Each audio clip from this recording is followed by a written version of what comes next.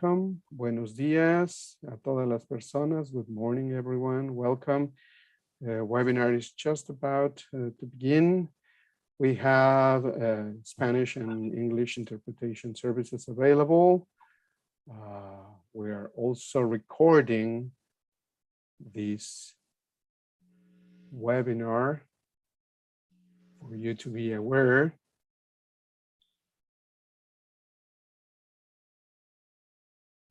Por favor, todas las personas pueden seleccionar su idioma inglés-español. En la parte de abajo hay un icono que tiene el globo como un mundo y ahí pueden seleccionar su idioma inglés-español y pueden hacer las preguntas a través de el botón de preguntas y respuestas o la caja de preguntas y respuestas. The Q&A session for each panel will be through the Q&A box. And English-Spanish interpretation is available. Thanks everyone for joining us today. I'm sure we will have a very successful webinar. And now, heading to our inauguration session, I give the floor to Professor Dr. Norman Sartorius. Please, Doctor. Thank you very much. It's a great pleasure to be here. I think that we have the audience from different countries, and it's maybe the largest webinar on stigma that has ever taken place. So we are participating in an important event. Let me say a few words before we start with our panels. I think that we should be happy about the good news that have hit the world of mental health. On one hand, the United Nations have recognized that mental disorders exist and that something should be done about them. Development goals have also recognized that and included mental disorders as one of the targets that countries should shoot at. In the area of stigma also there is a variety of good developments. On one hand, after the Open the Door global program against stigma, a number of programs in other countries have started. There have been outstandingly good programs in Denmark, in the Netherlands, in the United Kingdom, New Zealand, Japan, Canada, various countries, and we will hear more about this and about them in a short while. But in addition to these large programs which have been covering the whole countries, there have also been smaller programs in many countries, and they, what is very important, produce experience and knowledge which can be used by people who would like to do something about diminishing stigma, which still remains the main enemy to any development in the field of mental health. Other good news is also that in a variety of countries, national legislation has been changed and brought up to date, including a number of provisions which will ensure that the human rights of people with mental illness are protected, that also the rights of people who are looking after the people with mental illness are also considered. And then there is the International Convention, which has recently come into power, the Convention of the Rights of People with Disabilities, which is an important new development signed by now by more than 100 countries. And then I think the other developments which are important as well, one of them which I particularly welcome is the continuous efforts to involve people with an experience of mental illness, mental health conditions in programs in their planning, but also their evaluation and thinking about what should be done in the future. Now, our panel today, our webinar today will be, as said, translated into Spanish, which is a wonderful thing.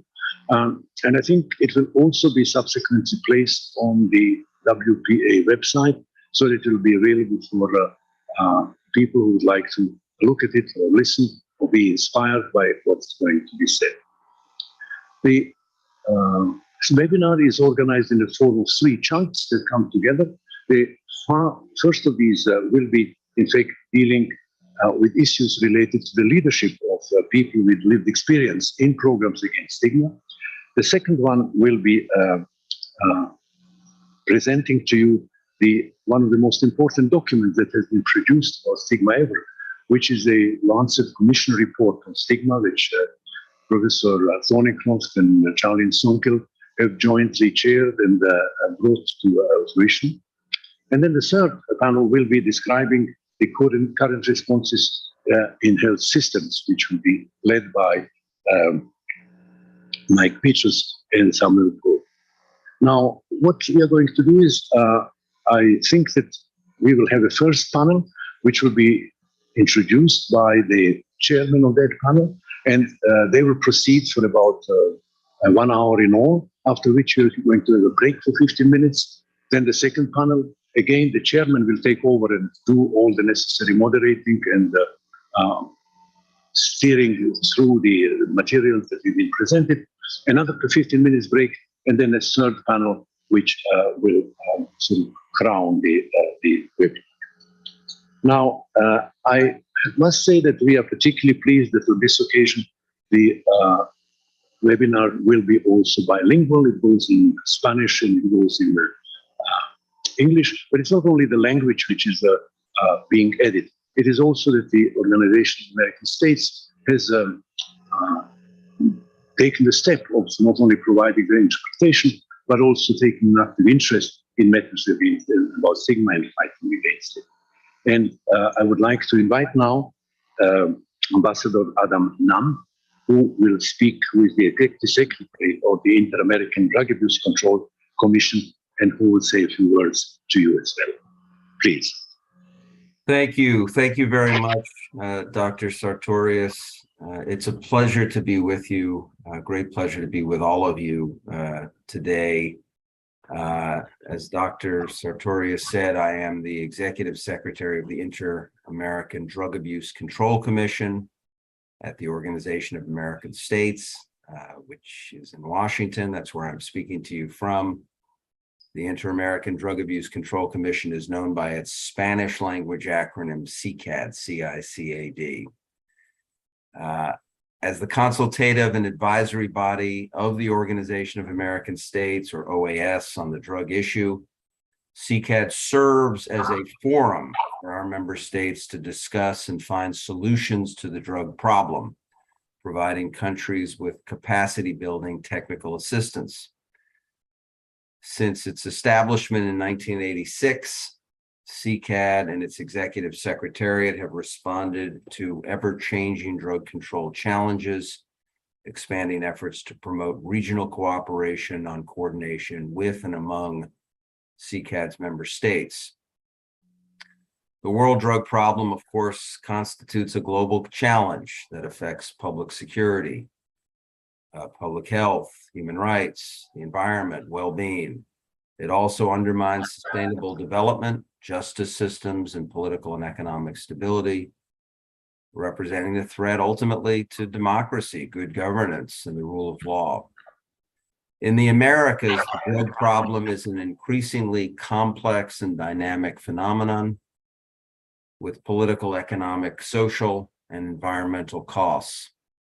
And responding to this problem requires a comprehensive evidence-based approach in full respect of human rights under the principle of common and shared responsibility. In 2020, OAS member states approved the current hemispheric drug strategy and its corresponding plan of action, which runs from 2021 to 2025. Precisely to address the drug problem using innovative strategies, prioritizing issues that need more attention. These two documents highlight, among other priority actions, the need to address the stigma, exclusion, and marginalization associated with substance use disorders, which deter individuals from seeking, accessing, and completing demand reduction services.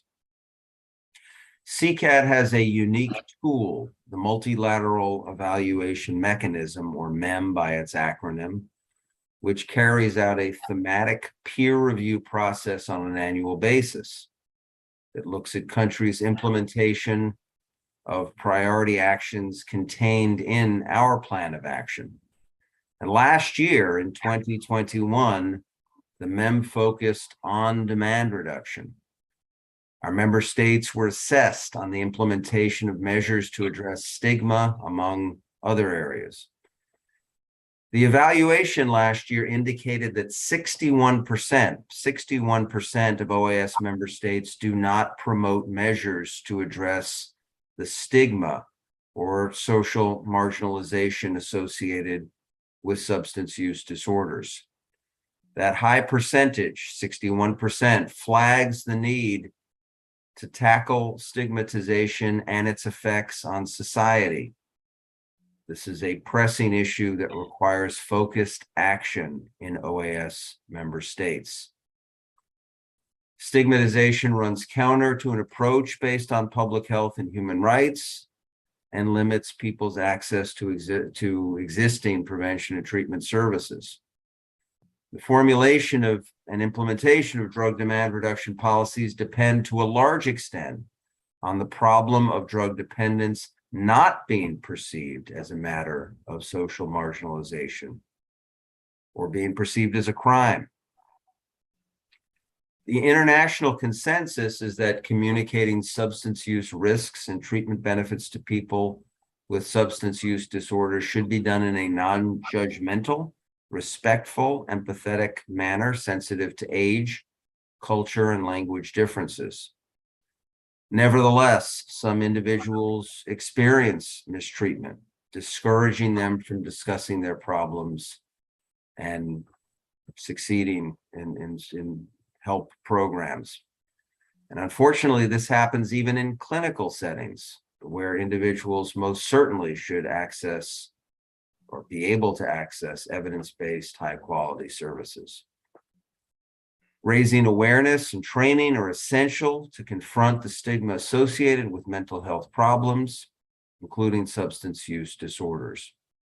CCAD strongly supports strategies and actions geared toward reducing stigma and its consequences, and is pleased to be part of today's webinar organized by the World Psychiatric Association and the Mental Health Commission of Canada. And I want to thank those two organizations. And given the high level of interest in this topic, as Dr. Sartorius mentioned, I'm pleased that CCAD was able to finance interpretation in English and Spanish. I know you all look forward to an interesting global discussion that will assist countries in effectively addressing the challenges brought about by stigma, as well as promoting strong partnerships that allow the sharing of best practices and resources to address this important issue. Thank you very much for your attention. Thank you very much again for joining us in this effort. I would now like to invite the first panel, which will be chaired by two persons, by Godfrey Kagai from Uganda and Manvi Tiwari from India, to introduce their panel and to take the first serve of this webinar underway. So we are in your hands, Kagai and Tiwari. Yeah, thank you very much, Professor Norman, for such a wonderful opening remarks, and also from the remarks of the ambassador. It really points to the commitment that the global community is putting across in as far as stigma reduction is concerned. My name's Godfrey Kagai, as introduced from Uganda, and alongside my friend Manvi, we are going to be co-chairing the first panel, which is basically going to be looking at leadership by people with lived experience in stigma reduction programs. My experience in Uganda, I do work with organizations, service user groups, to design programs to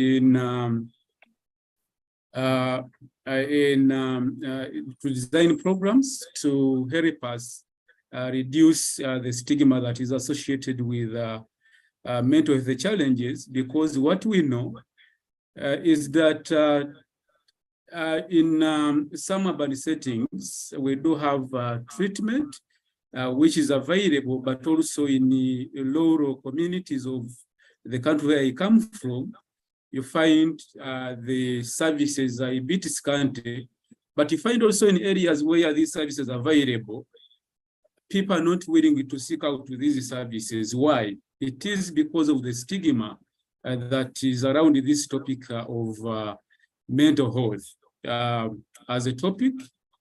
Now, there is research that points to the fact that by empowering people with lived experience of these conditions, coming out to share these experiences, it helps to reduce stigma. Why? Because these problems become relatable if people start listening to persons who have experienced these kinds of challenges.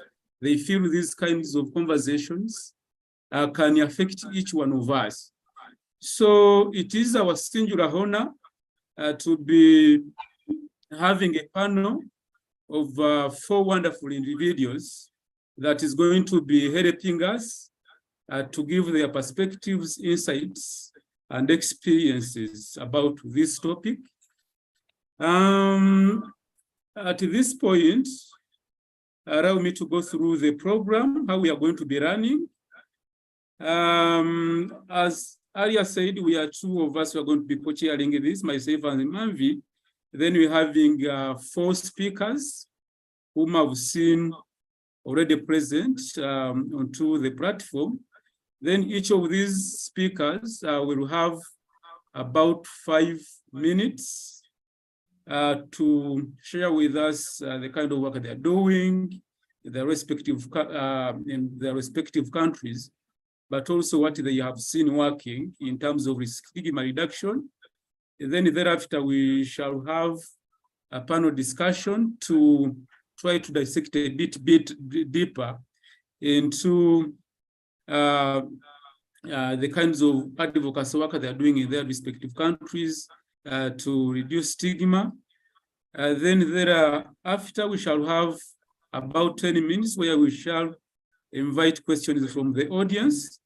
And then we shall be able to, I think, end it at that. At this point, invite me to invite my co-chair to give her opening remarks, but also to invite our first speaker. Manvi, please, over to you. Thank you. Thank you, Godfrey. Thank you so much. I think you've pretty much said everything that needed to be said. But hi, everybody. This is Manvi Tiwari, and I am from India. I'm a student, and I'm a person with lived experience of anxiety and OCD. I think it was very important that this conference began with lived experience, because it was important that we address an important issue like anti-stigma and stigma and how we can involve those with lived experience in anti-stigma programs. And I think if there's anybody who would be an expert on stigma, I think it wouldn't be anybody else but those who have lived through mental health conditions or mental distress and have felt and experienced the stigma that comes coupled with it. I have worked on several programs, several anti-stigma programs and stigma reduction programs with platforms like UNICEF. I'm also the country executive of India at the Global Mental Health Peer Network. I believe my first ever and my biggest ever anti-stigma effort was when I decided to seek help for my mental health conditions. I don't think there could be any anti-stigma effort that I could take bigger than that. Fighting self-stigma, fighting the stigma that came from society at that point of time. And like I said, I think my co-chair, my amazing co-chair, Godfrey, has pretty much said everything. And so without keeping you waiting for long, I'll just go to our first speaker. Our first speaker for today is Michelle Capitz. And Michelle is a peer support specialist, coach, speaker, and storyteller on the power of mental wellness and resilience. She has published essays about her own mental health struggles and victories in various local and national publications. She serves as an executive committee member of the Global Mental Health Peer Network and a board advisor for several mental health organizations. Michelle, you have the floor now. Thank you. Thank you very much, Manvi. Again, my name is Michelle Capatz. I am located in the United States, just outside of Washington, D.C. As Manvi said, I'm a speaker, coach, and peer support specialist, and a person with lived experience in mental illness and long-term recovery. I was diagnosed with bipolar 1 disorder in my early 30s after a severe clinical depression and many manic episodes that each required hospitalization. During one manic episode, I was found hitchhiking on a busy interstate wearing Tasmanian devil boxer shorts, a t-shirt ripped all the way up to my left breast, barefoot with my dog beside me who wasn't on a leash. After that experience and others that were just like it, I started to internalize the belief that that meant that I was crazy. And to me, that meant that I was going to spend my life going in and out of psych wards, never able to live the happy life that I desired. That belief was crippling, which is now why I now work with others as a peer support specialist and coach, helping them to erase the self-stigmatization that often accompanies a mental health diagnosis. Let me give you an example of the harmful effects of self-stigma. After my third hospitalization, I had to return to the office, and even though they shouldn't have, everyone knew where I was.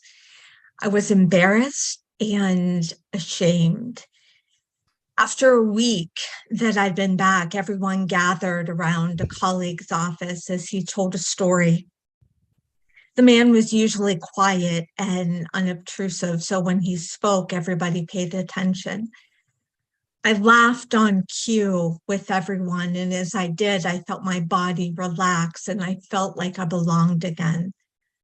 But at the end of the story, someone replied, "That's unbelievable. Clearly, he was crazy." My eyes darted to the floor and I was afraid that everyone was looking at me, the only crazy person I saw in the room. After that experience, I isolated more, my work suffered, and I ended up losing that job. Today, I work with others. I love to work with others on self-stigma and self-worth, because it wasn't until I woke up beyond the stories I believed about myself that my life started to change. I was never broken. It was only my perception that was. When I realized this, I was able to go after my goals and dreams in a way that I never imagined I could. And now I have the privilege of working with others to help them do the same thing. I combat stigma by owning my story, accepting my mental illness, but knowing that I am not powerless over it. There are things I do every day to prevent me from being where I was, which includes eating nutritious foods, getting enough sleep, sitting in meditation, practicing gratitude, taking my medication, meeting with my doctors. By doing this, there is more mental wellness than illness in my life today. Whether it's the self-stigma that, like me, we place on ourselves, or the fear of stigma that prevent us from getting help, stigma is the greatest barrier between suffering and healing. It's such a crucial topic, and I'm truly honored to be a part of this panel today.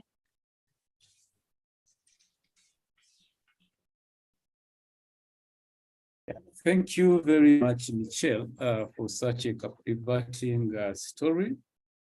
Yeah, it's good to know that having a mental illness is the end, not the end of the world. Someone can cope and live positively in society and be able to contribute to not only to their personal development, but also the development of their families. Allow me now to introduce our second speaker, and it's none other than my friend Zonzika Thol, who is a person with lived experience of mental health condition. She has more than 6 years of experience working with the local NGOs in Nigeria. She's currently a project coordinator at the Gedi Foundation, an organization that works to bring stigmatized and underserved health burdens out of the shadows. Zonzika was part of the Time to Change Global Anti-Stigma campaign, where she worked as the project coordinator, working alongside with other young people across the world to champion mental health conversations with the view of reducing associated stigma. Also, she has participated in mental health policy dialogues on the need to decentralize mental health services to improve community access.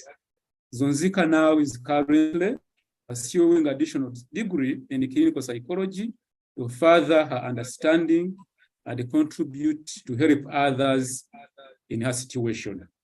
As Zonzika, allow me to invite you to give us your first remarks and then the reflections about the conference. Thank you so much, Godfrey, and I'm really glad to be a part of this webinar today. As Godfrey has said, my name is Zonzika, and I work with Gede Foundation here. I have lived experience of depression and anxiety. I have lived with mostly depression for a really long time. I can't really pinpoint when it started. And having an opportunity to work with like-minded people and having an understanding of what is actually going on and being able to feel comfortable enough to say, I'm feeling this way and I think I should see somebody about this is very freeing. As Michelle said, self-stigmatization is very, very real and very, debilitating. You look at yourself, you tell yourself you're just being, you start to believe whatever people are saying about you. For instance, for most of my younger life, I was often called a drama queen. I would be having a panic attack and I don't understand what's happening or why it's happening, but around things issue most of my life, figured that this thing that it's not something is I'm not doing much and I'm not doing more to get favor. Zonzi, are you able to hear me? Oh, sorry, I think we've lost Zonzika. Same hospital here. Zonzika? Sorry, can you hear me? Can you hear me? Your network is a bit skipping. So sorry. Should I give another person else maybe then start later? No, can you hear me now? Okay. Yes, I can hear you now. Okay. So having an opportunity to work with a foundation that works to bring underserved and stigmatized health burden positions is really uplifting. Have a chance to work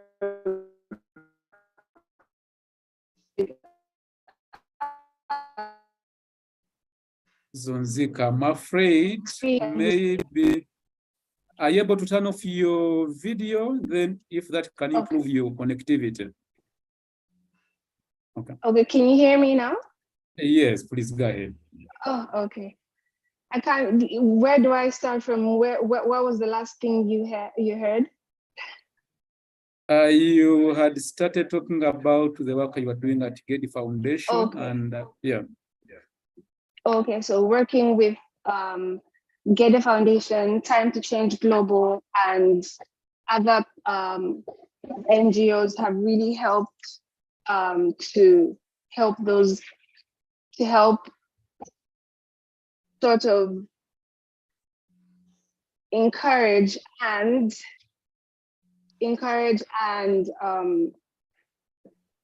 assure me that it's not a condition that's just for me personally. Other people are going through these things and it's not okay to treat the mental health conditions, like it's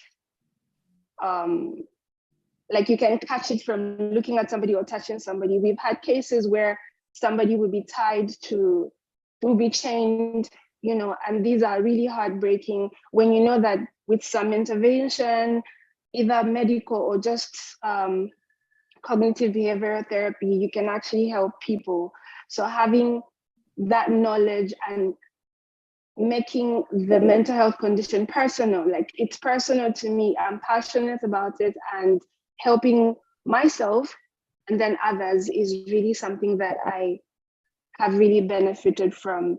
So again, like Michelle said, self-stigma and stigma in communities especially is very rife.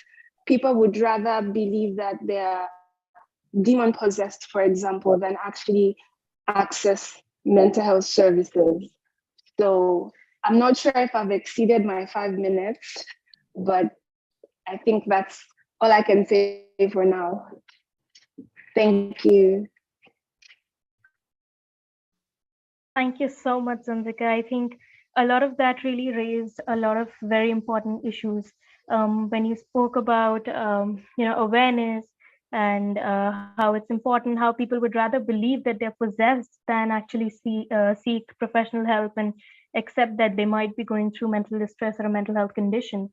I think that spoke volumes. Your own experience spoke volumes. So I think that was amazing. Because we have very limited time and mental health being a continuum, we're going to speak about it a lot. So I will now quickly move on to our next speaker. And our next speaker is Edwin. Edwin is a lived experience expert. He's the founder of Mentally Unsilenced and also a blog about mental health by the same name. An accountant by profession, Edwin's lived experience has seen him participate in various capacities in mental health organizations, both at the local and international levels. Some of these organizations include Generation Mental Health, Global Mental Health Peer Network, the Stability Network, Time to Change Global, and PDO Kenya. Edwin is currently involved as co-author in research on workplace interventions to reduce stigma by Wellcome Trust Foundation. Edwin is among 3 of the experts by experience recruited to give insight into workplace interventions from a lived experience perspective. You have the floor, Edwin.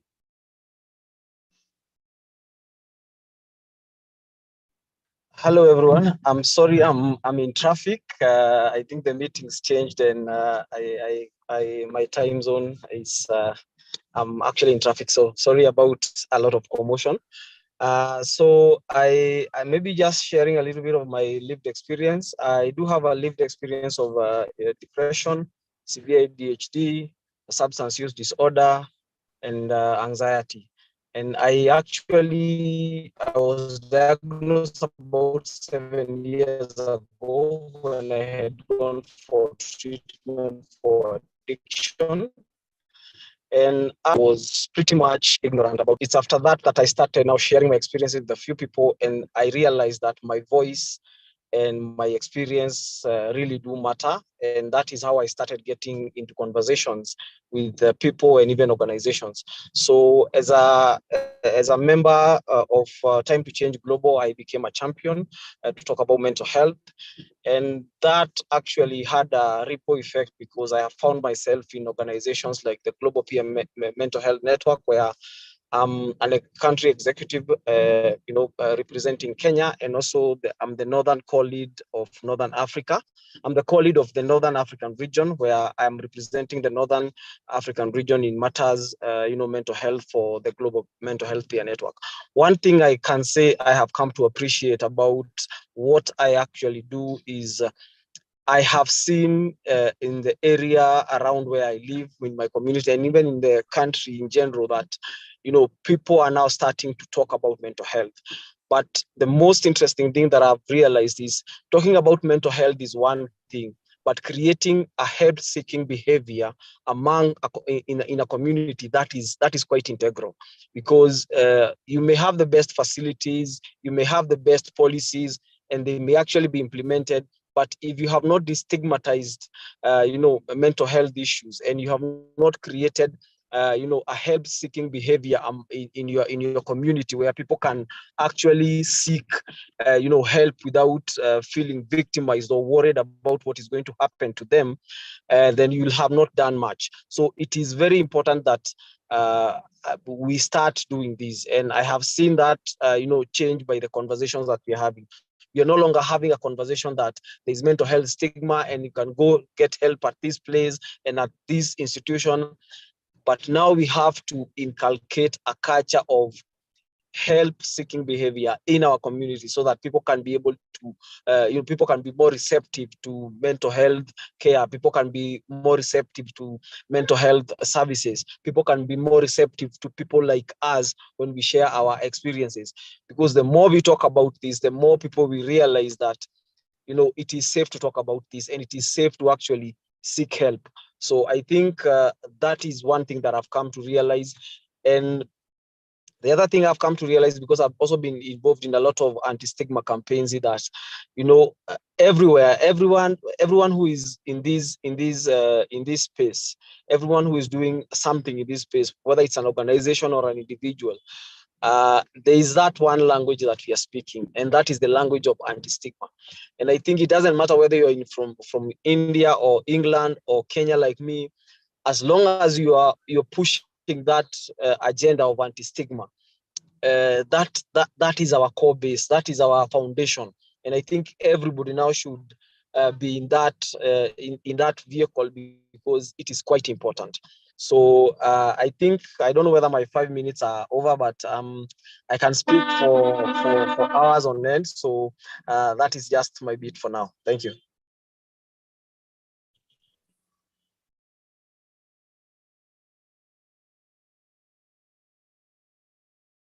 You, Brother Edwin, really, when you start speaking about stigma issues, to do with the stigma around mental health, I do not want to stop listening at you. So with that said, allow me to invite our last speaker, and it is none other than Evas Nakunda. Evas is a lawyer and a mental health advocate from Uganda.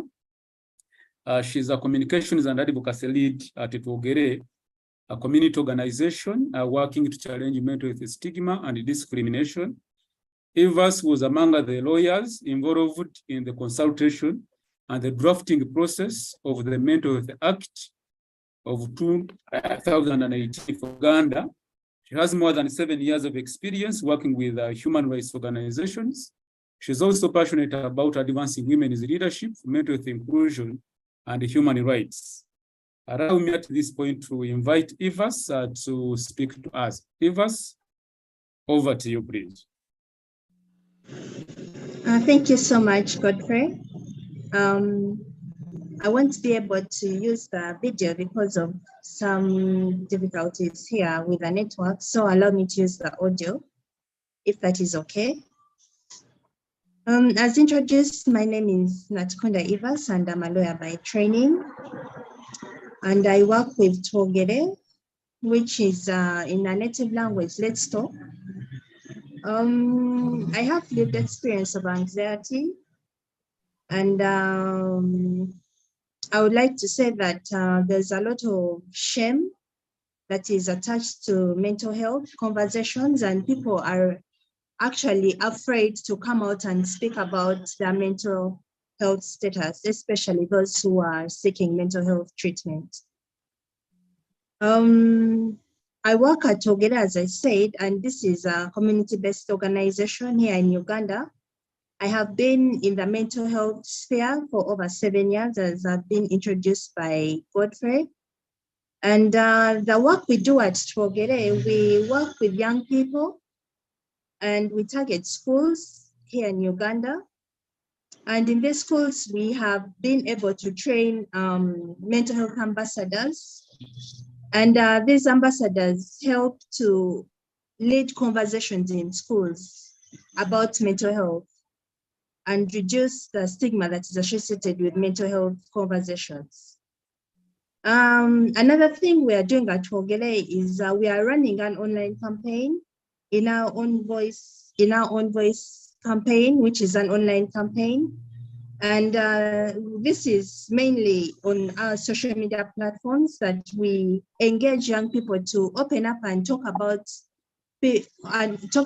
mental health issues.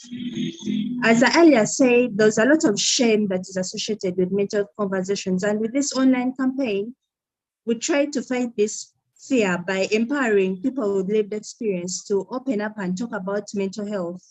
And in so doing, it makes mental health more relatable and acceptable to talk about. So we use this as a platform for people with lived experience to actually share their stories with other people on this online platform. And it has actually picked up, and we are looking at so many results that have been coming in. And people are starting to talk about mental health like it is something that is affecting a big percentage of young people. So people who have access to the internet can actually talk about issues that are affecting them in the mental health sphere. And this is fundamental in fighting the stigma that is associated with mental health. And as I said, we target schools, and in these schools, we have encouraged the students to open up mental health clubs where young people can sit on a round table and a platform to share about mental health issues that are affecting them. And these clubs are run by the students, and also the teachers are also involved. And by so doing, they can help each other in reaching an avenue where teachers and students can actually talk about mental health as an issue that is affecting young people and can talk about it openly, so that people who are facing these mental health challenges can actually go and seek help without having the shame that is associated with mental health. And I would like to also talk about the contact education that I've already mentioned. And this is where people with lived experience can actually come out and share their stories with other people in the schools and in the marketplace and in the workplace. So by so doing, we see that people with lived experience can make things more relatable and make issues more relatable and fight this stigma that is associated with mental health and discrimination. So Godfrey, that is the work we do at Tuogere, and I'm happy that I'm hearing from other speakers, and I think that is all. Godfrey, back to you. Thank you, Wes. Thank you so much. I think that was really great. That was really great to hear the work that you've been doing, and that does all of those presentations, all of the things that all of the speakers said today, kind of gives rise to a lot of questions in my head, and I'm sure it does for the audience as well. So I think it's high time we can begin with question and answer session. I do see some questions in the question and answer section, but I'm not able to understand them because yeah. All right, we don't need to go there. I can Yes. read them for you so the Yes, please. interpreters can interpret it into English. Just make sure that you have the English language selected, not only the floor language. Okay? I do. Yes. Thank you. So for interpreters, Carlos y Enrique, por favor, estar atentos. Hay 3 intervenciones que no son preguntas de Felipe, nuestro amigo Felipe, conocido mío. Dice Felipe de Atocha: el estigma es una forma de violentar nuestros derechos y no hay manera más agresiva de hacerlo que enfocarla hacia mi derecho a la salud y más hacia nuestra salud mental. Es admirable e importante tener estos foros donde gente que ha sobrevivido a este estigma demuestran a través de esto sus experiencias, los recursos que han adquirido para hacerles frente. Mi más profundo reconocimiento y un honor poder trabajar con ellos. And we have some others in Spanish too. So I'll read them also. Gaspar dice: se puede crear o fortalecer una red mundial contra el estigma. Y mi querida amiga doctora Jazmín Mora dice: muchas gracias por compartir sus experiencias. En su opinión, ¿qué ayudaría a ampliar la visión que predomina en muchos servicios de atención para modificar la visión fatalista que existe hacia las personas con estos padecimientos? ¿Qué mensajes querrían hacer para modificar esta visión? Those are all the interventions or questions posed on the Q&A box.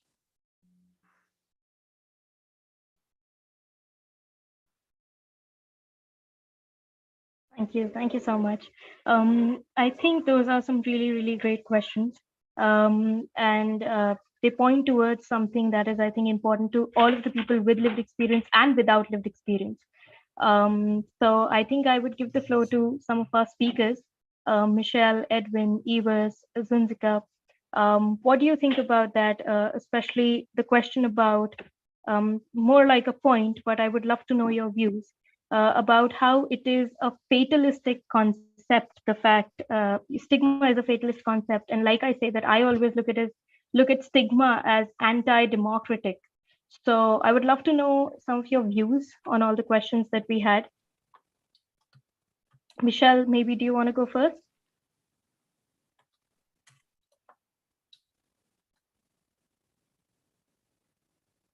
Yes, thank you. I'm a little confused as to what the question is.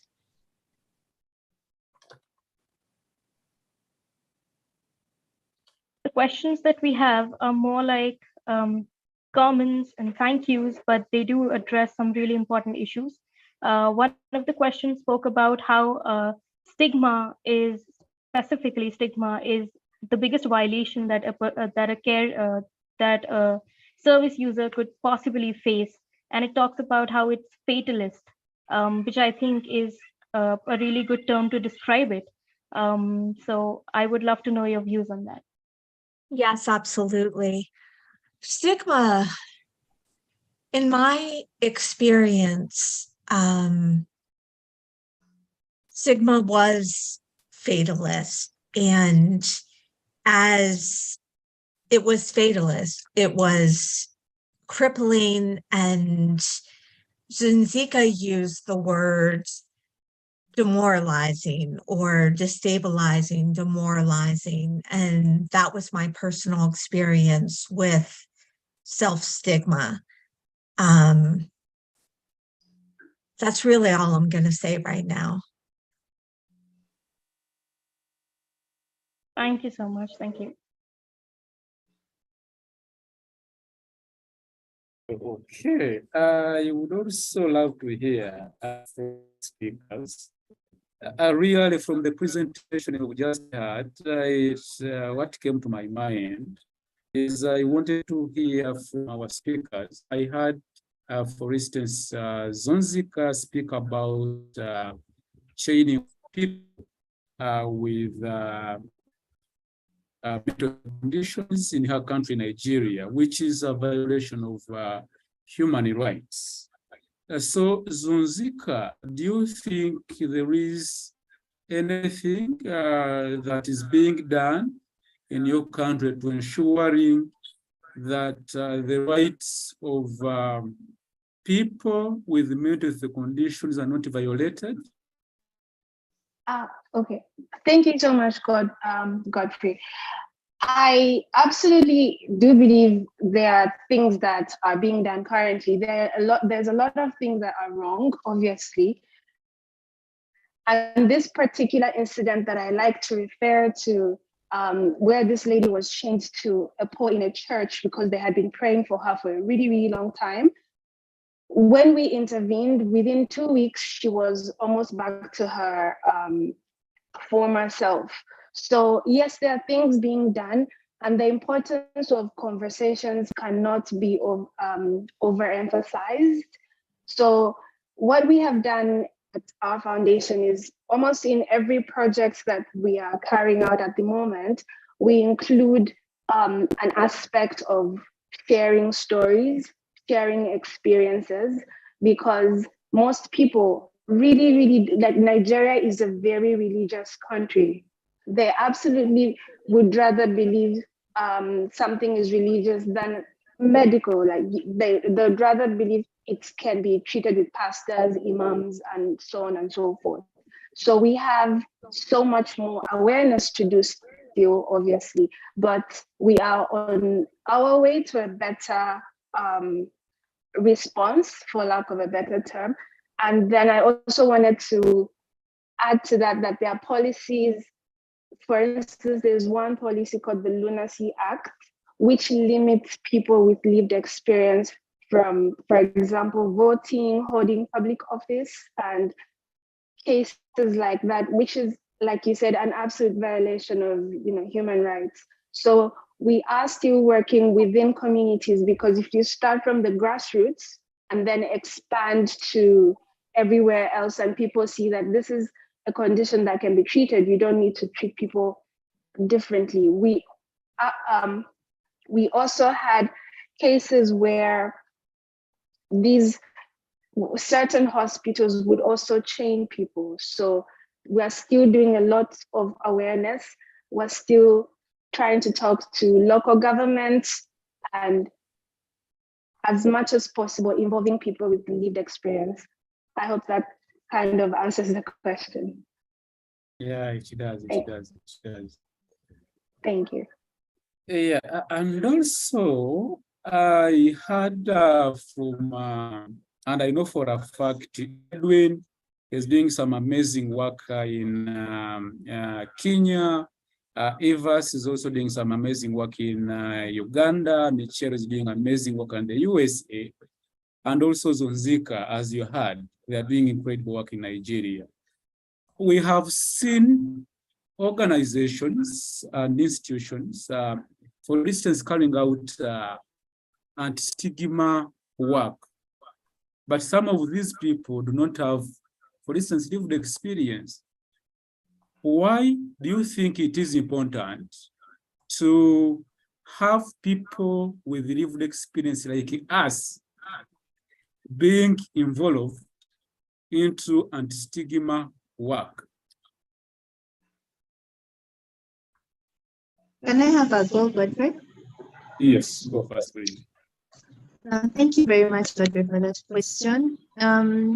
I think by empowering people with lived experience is breaking the silence, and giving them a platform to share about their stories is actually making the situation more relatable and opening up avenues for people to actually come out and shamelessly talk about their experiences.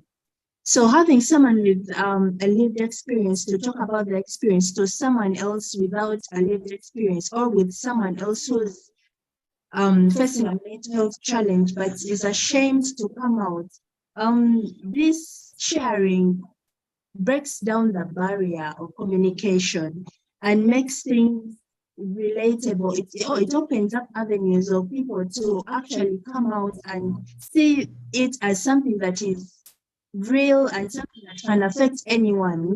Someone with a mental challenge can be a candidate to any person. Any person can be affected by a mental health challenge. So when someone with a lived experience comes out and talks about their experiences, it makes things easier for everyone else to talk about. And if the more people who come out and talk about their lived experience, the better it is for the community to open up and carry out meaningful conversations about mental health challenges.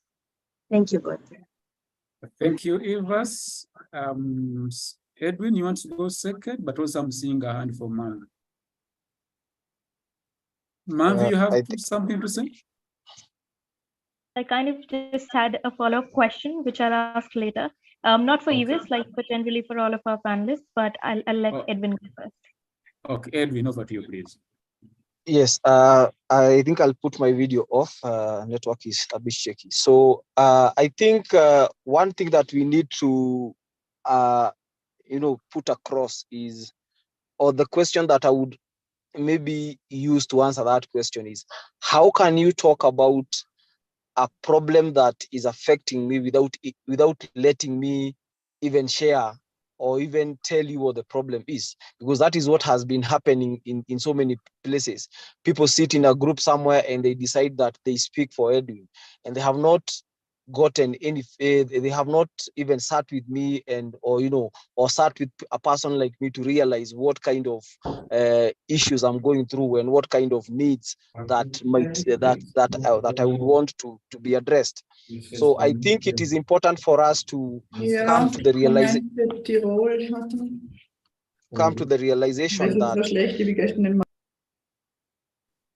we need to come to the realization that our input is non-negotiable. We need to be included in the decisions where decisions are being made about us, and that is non-negotiable. And I like what we do at I like what is our motto at the peer network: unapologetically expert by experience. My lived experience and any other person with a lived experience, they are an expert in their own experience. So that person should be consulted. That person's voice should be heard when it comes to making decisions, policies, or any other issue that affects them. That person should be included. And it should not be for the sake of including them, for the sake of ticking a box. It should not be tokenism, because that's the other thing that happens. You are put in a place, or you are put in in a group or in a conversation just because the people talking about whatever decision they want to make, or the issues they want to talk about. Maybe there is somewhere where they need to tick a box that there was somebody with a lived experience. The participation should be meaningful. My participation should be meaningful. A person with lived experience participation should be meaningful. So they should actively contribute. They should actively be engaged. They should actively be involved at every step of the decision making, or even the policy making, or whatever it is that we are doing in terms of trying to change the narrative. And the minute that everybody, or we get to a point where people are actually included with devoid of tokenism, and that is one way of combating stigma. That is one way of letting people out there know that despite me going through depression, despite me going through a certain mental health condition, despite all that my voice can be heard, that my voice is valued, that my time is valued, that my contribution are meaningful and they are valued. And I think that is the most important. That is one of the most important things when you come to combating stigma. Thank you. Thank you, brother. I'm seeing Michelle's hand up. Michelle, please, the floor is yours. If you can use yes. like a minute. Yes, thank you, Godfrey. I just wanted to add that it really comes down to connection, that mental illness can be so isolating because of the fear of being judged. But just like when someone seeks help for the first time, they're not necessarily looking for the facts and statistics. They want to talk to someone that has been in their shoes. They want to talk to someone that has experienced the same fear and isolation. And for someone who is suffering, the moment they share their experience with someone else, it cuts that in half. They no longer have to carry the weight of carrying it by themselves. So when you're truly able to connect with another person with lived experience, and only people with lived experience know the value of what that feels like, but when you're truly able to connect with someone with lived experience and allow them to see you, that's the first step toward healing. We are. Go ahead. Thank you, Michelle. Thank you so much. I think that's really going to stick with me for a lot of time. Professor Sartorius, I'm going to let you speak, whatever you're going to say. Yes, no, I was just, we are coming to the end of the first third of our webinar today. And I wanted to express our thanks for the speakers and to yourselves for moderating this. I want also to say that those of the people who listen to this and would like to continue contacts, they might wish to write to them people care of the WPA Secretariat in Geneva, which will then forward the correspondence to the people to whom you have written. So I think we'll probably now have to break for a few minutes, for 15 minutes, and then continue again with the second panel, which will deal with the experience summarized in the recent report that was produced by the Lancet Commission on Stigma. So I hope to see you all in 15 minutes' time. And by that time, we shall, I think, be able to think a little bit more about what all we have heard from the speakers, whom I thank again very much for sharing their experience and their ideas. Thank you. 15 minutes from now.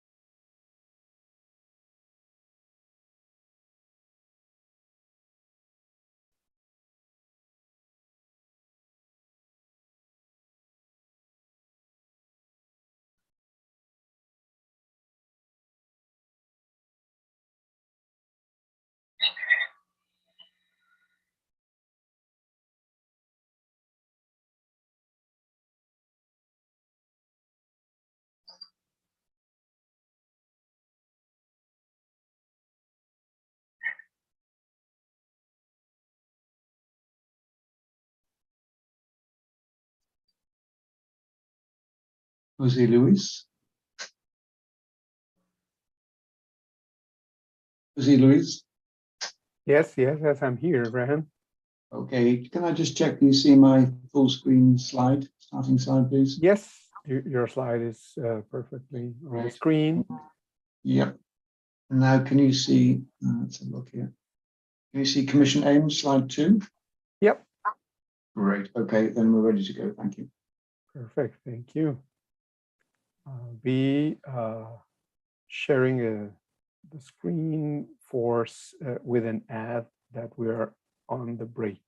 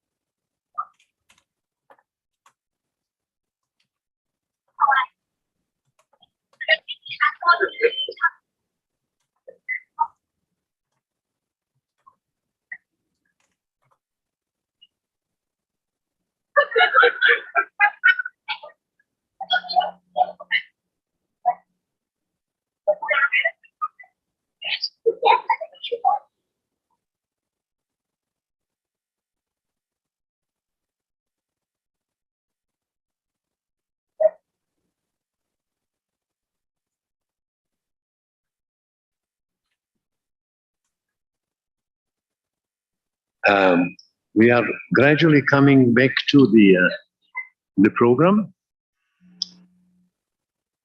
I hope you are all connected.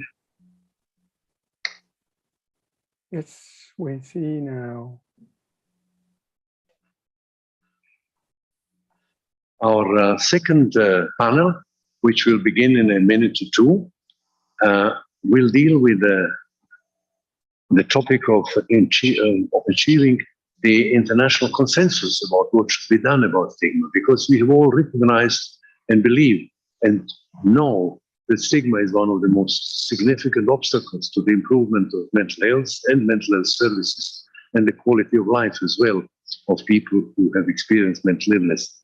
So, as I mentioned earlier, there is a lot of experience that has been gathered by people in various countries, as well as a lot of research. All of this has been reviewed by the Lancet Commission, which has been chaired by Charlene Sunkel and Graham Thornycroft. And I would now like to invite the to lead us through the next hour.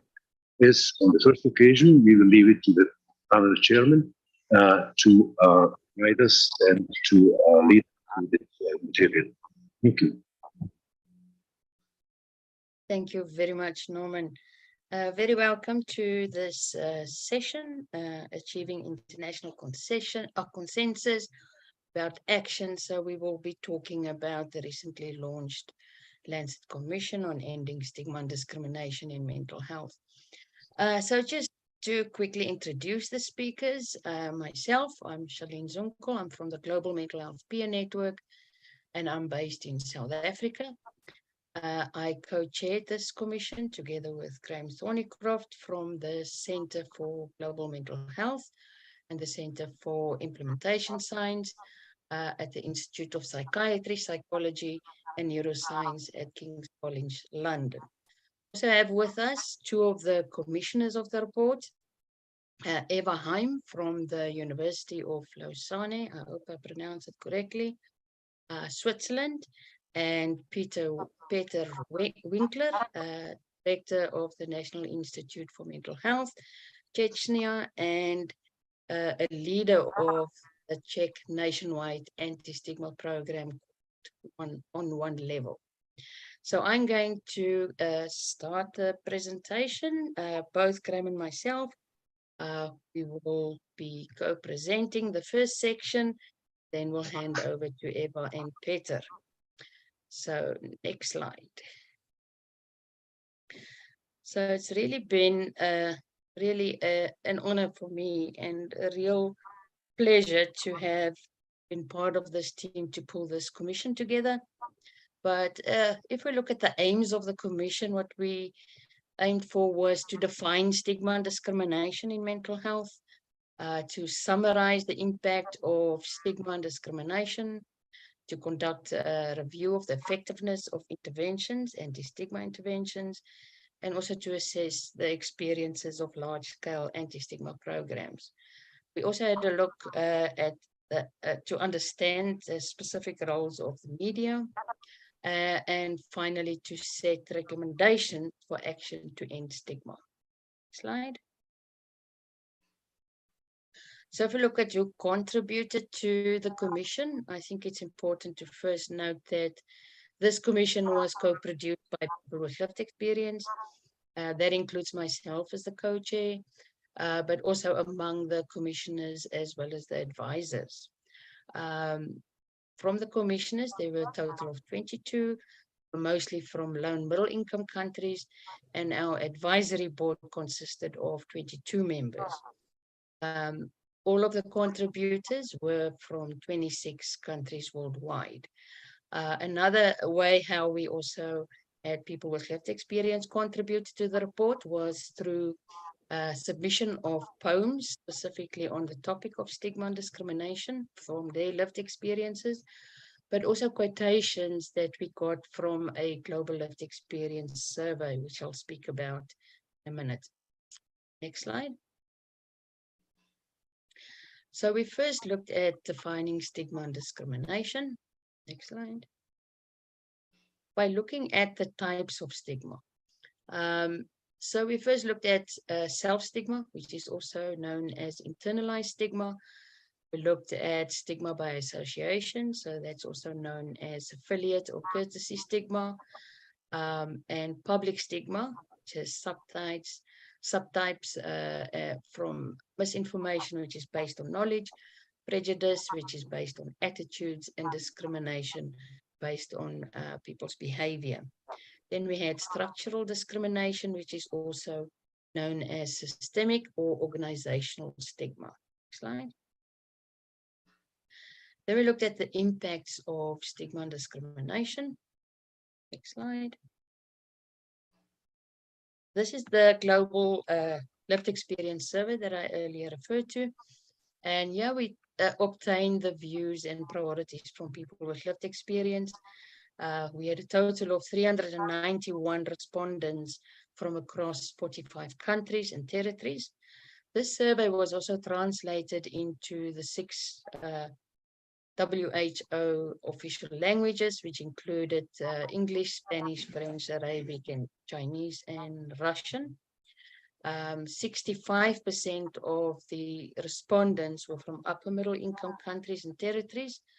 And to break it down into the regions, 5% of the respondents were from Africa, 13% from Americas, and quite a large portion with 47% from the European region, 2% from Eastern Mediterranean, 3% from Southeast Asia, and also quite a large number of respondents with 30% from Western Pacific region. Next slide.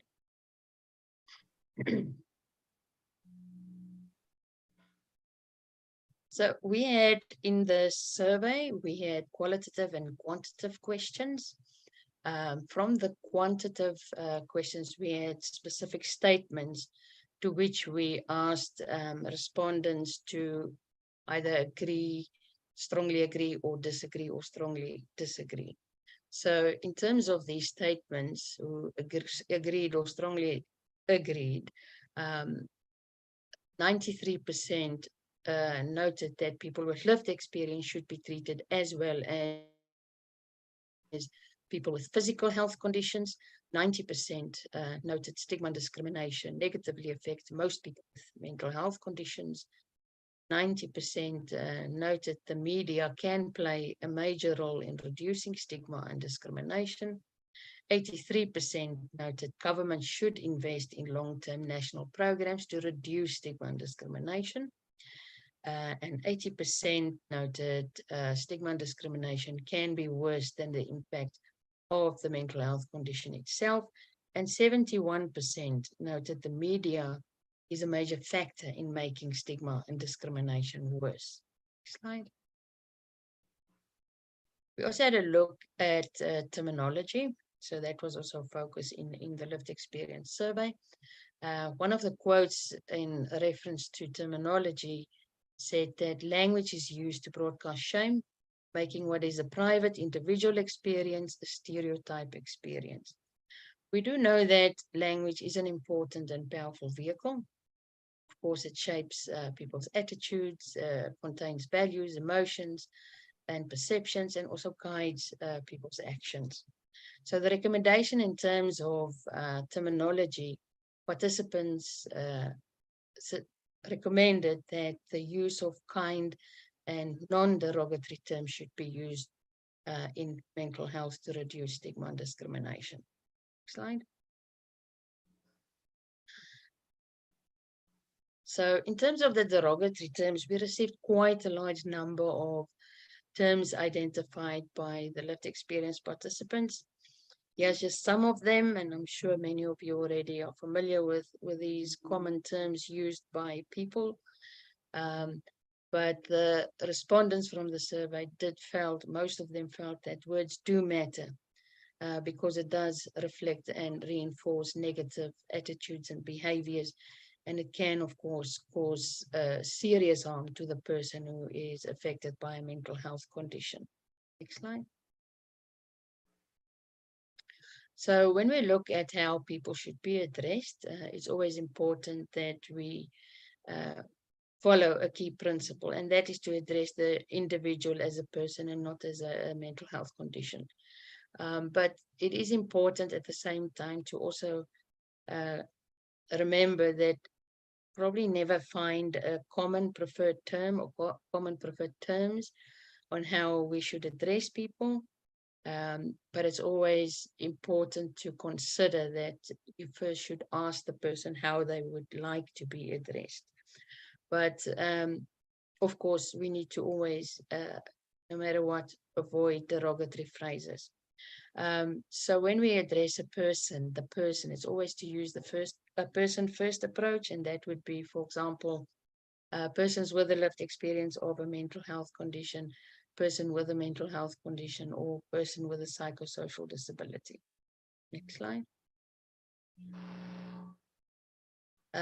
Some of the key messages surrounding human rights that came about the report is that stigma and discrimination contravene basic human rights. It has severe and toxic effects on people with mental health conditions, and it, of course, exacerbates marginalization and social exclusion. It reduces access to mental, but also physical health care, and diminishes educational and employment opportunities for people. Next slide.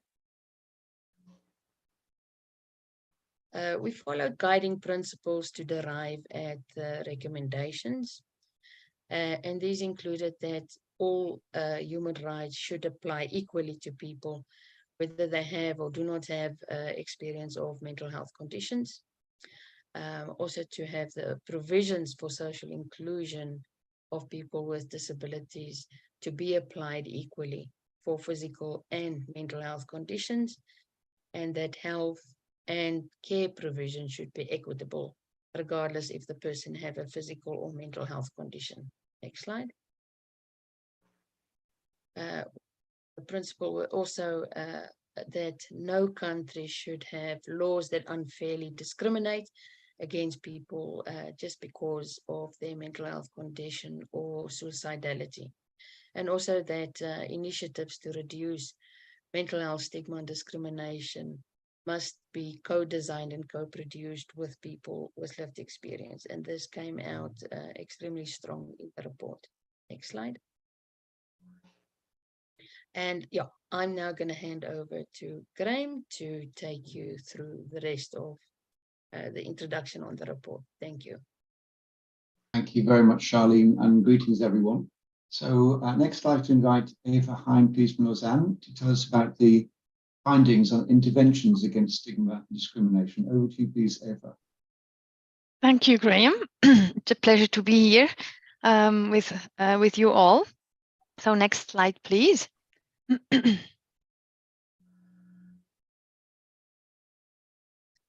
So we conducted an umbrella review. An umbrella review is a review of reviews. This means that we included any systematic review, scoping review, narrative review whatsoever to learn about the effectiveness of anti-stigma interventions. So we wanted to know to what extent these interventions are effective, so what's their effect. But we also were interested in seeing what's the components or the most effective components of anti-stigma interventions.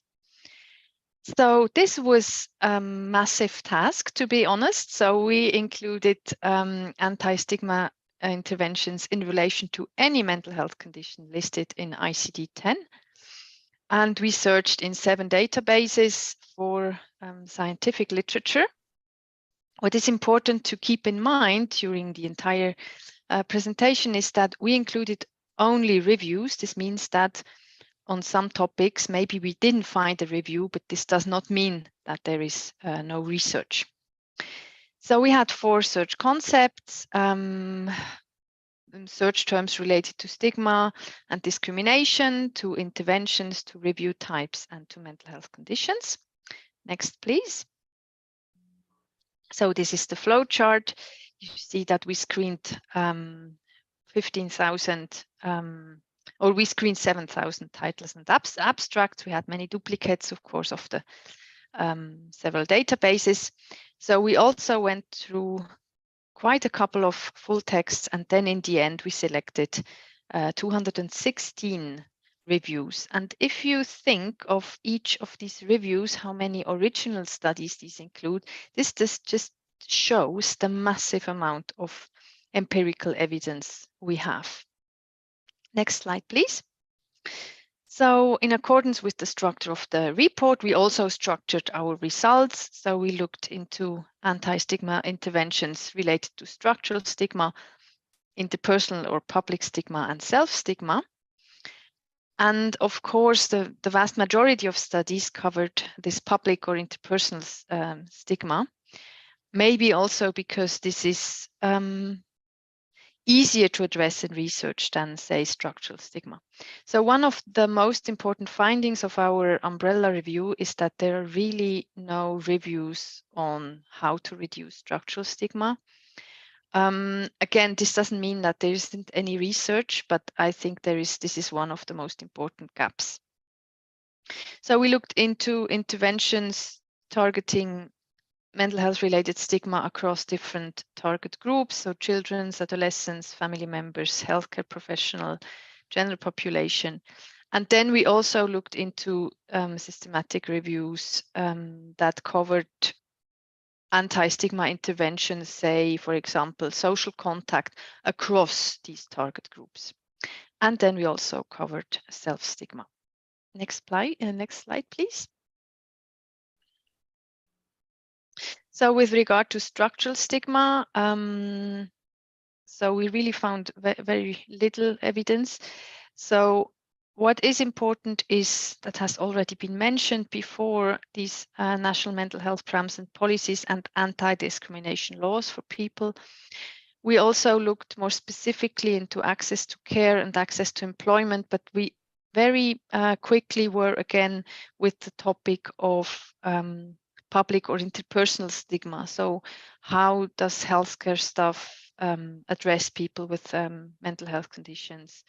And also responding to employees' mental health needs, etc.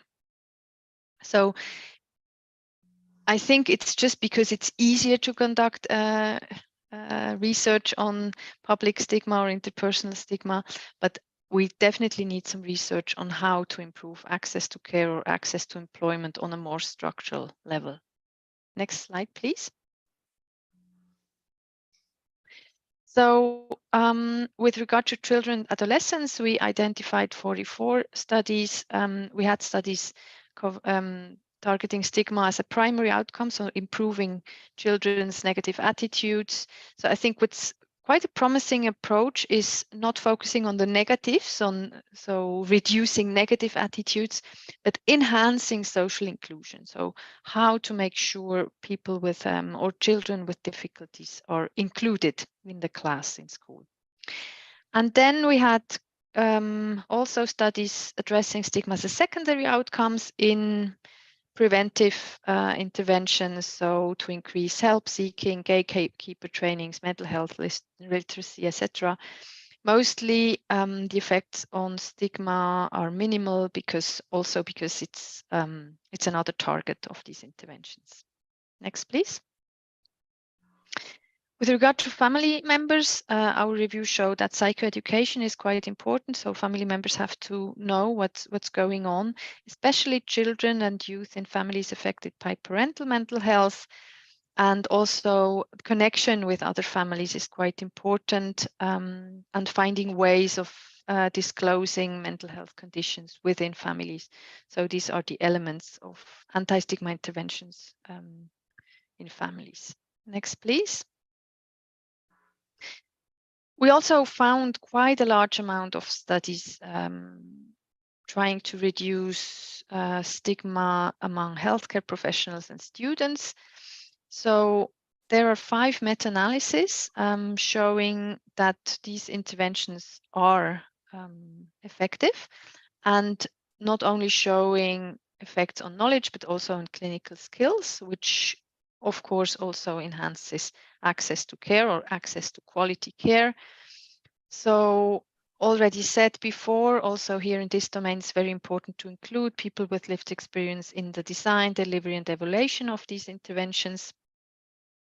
And we distinguish between health professionals and students.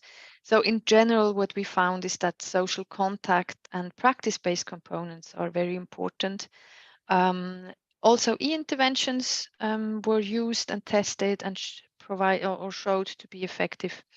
And also important to keep in mind, if we have students and direct contact without preparation or any kind of reflection, so this can lead to feelings of intimidation and inhibition, so enhanced stigma. So we have to be careful in what we do. Next slide, please.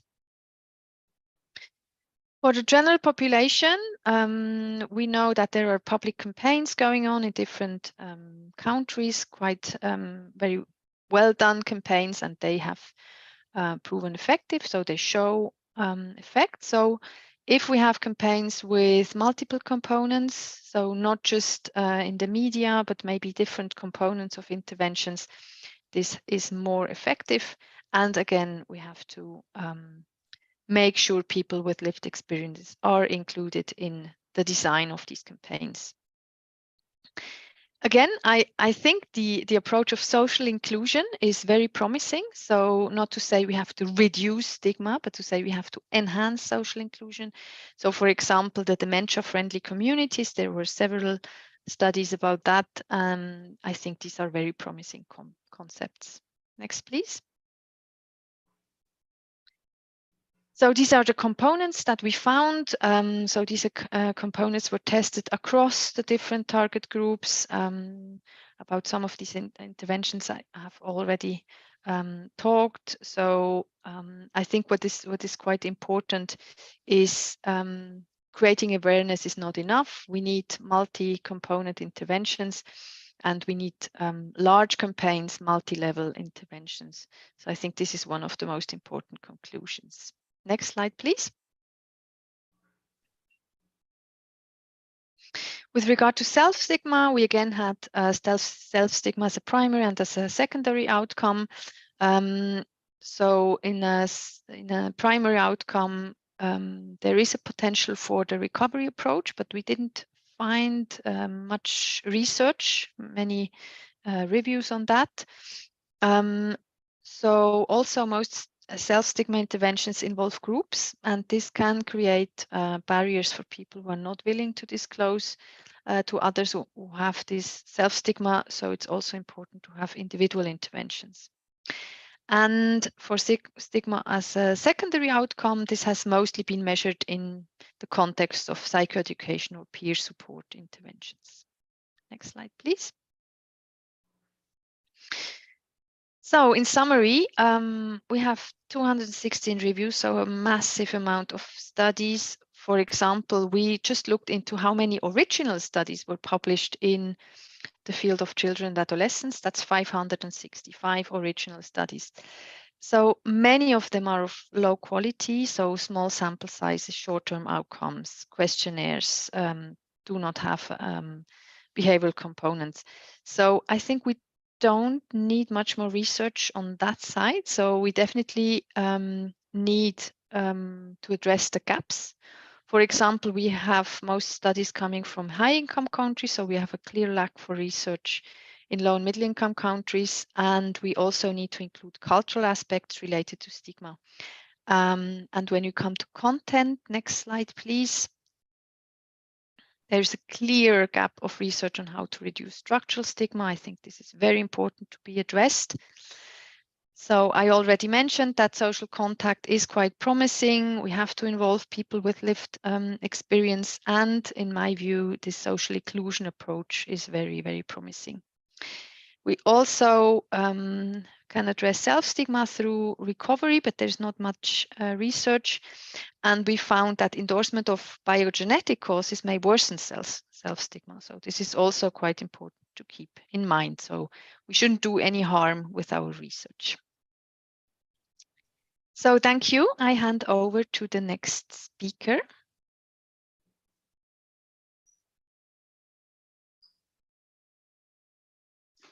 Thank you, Eva. I'm going to speak about very practical experiences with delivering anti-stigma programs. So not very much looking on the outcomes as you did, and effectiveness, but on experiences with delivering these programs.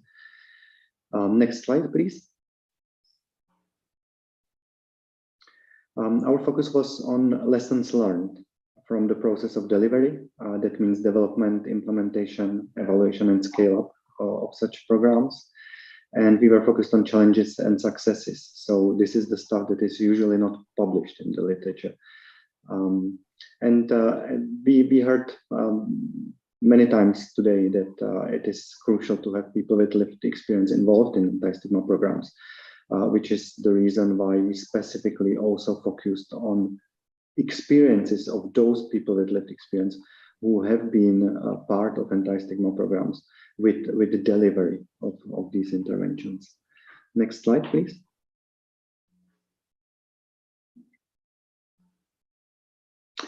So what we did, we first did a categorization of anti-stigma programs to make it clear that there is a great variety of anti-stigma programs. Some might be quite small and could be organized, for instance, by staff of a healthcare facility in some low-income country, basically without any specific funding and with the aim to, for instance, reduce self-stigma among people with postpartum depression. And such programs could focus mainly on recovery and psychoeducation and could be delivered in person in one-time event and without any formal evaluation.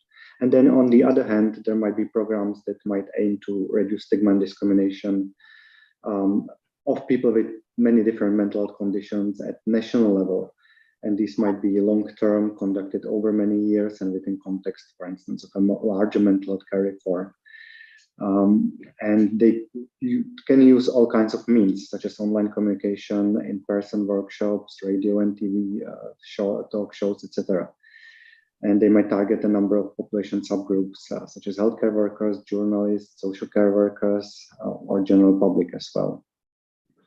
So we focused mainly on the latter, on large-scale and long-term programs, such as those that are conducted on a national level. And we also focused on programs that were adopted in low and middle-income countries and that built upon successful and evidence-based interventions that were tested elsewhere. Next slide, please.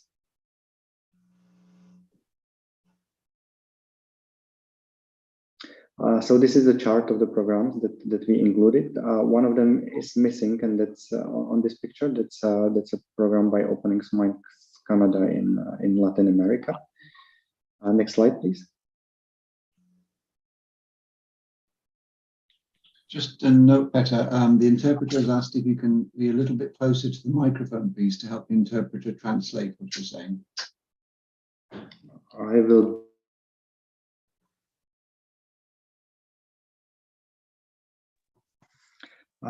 So we reviewed the programs, all the materials that we could find on web, in the literature, in academic literature, and we also conducted a survey.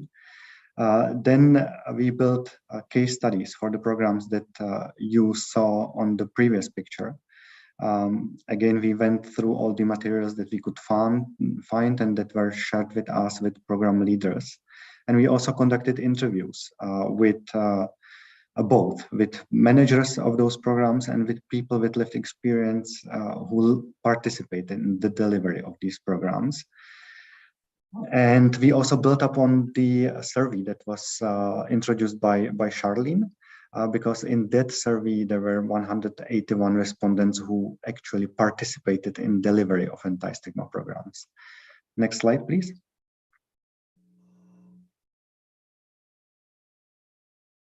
And what we learned for the process of delivery, some key findings, how we would recommend to proceed. First, it's important to define aims, target groups, and desired change. For this, theory of change might be applied. Then second, it's important to realize that many of the things have been already conducted elsewhere. So as Mike Pietrus is always saying, we are quite often reinventing a wheel, which is not necessary. So our recommended approach is to select evidence-based intervention and adopt them to local context, and then tailor the program to specific needs of the target group, which means both understanding the cultural, historical, political, and economic nuances of a given context, engaging with local stakeholders, but also including a member of the target group into the team. And here, the more precise selection, the better it seems. So, for instance, when there is a program that targets general practitioners, it's not enough to have any medical doctor on board, because everyday practice of medical doctor who is working in psychiatric hospital or in emergency department is very different from the everyday practice of general practitioner. Similarly, if there is a program for families of people with lived experience, it's also important to have someone from the families with the specific condition that the intervention is targeting.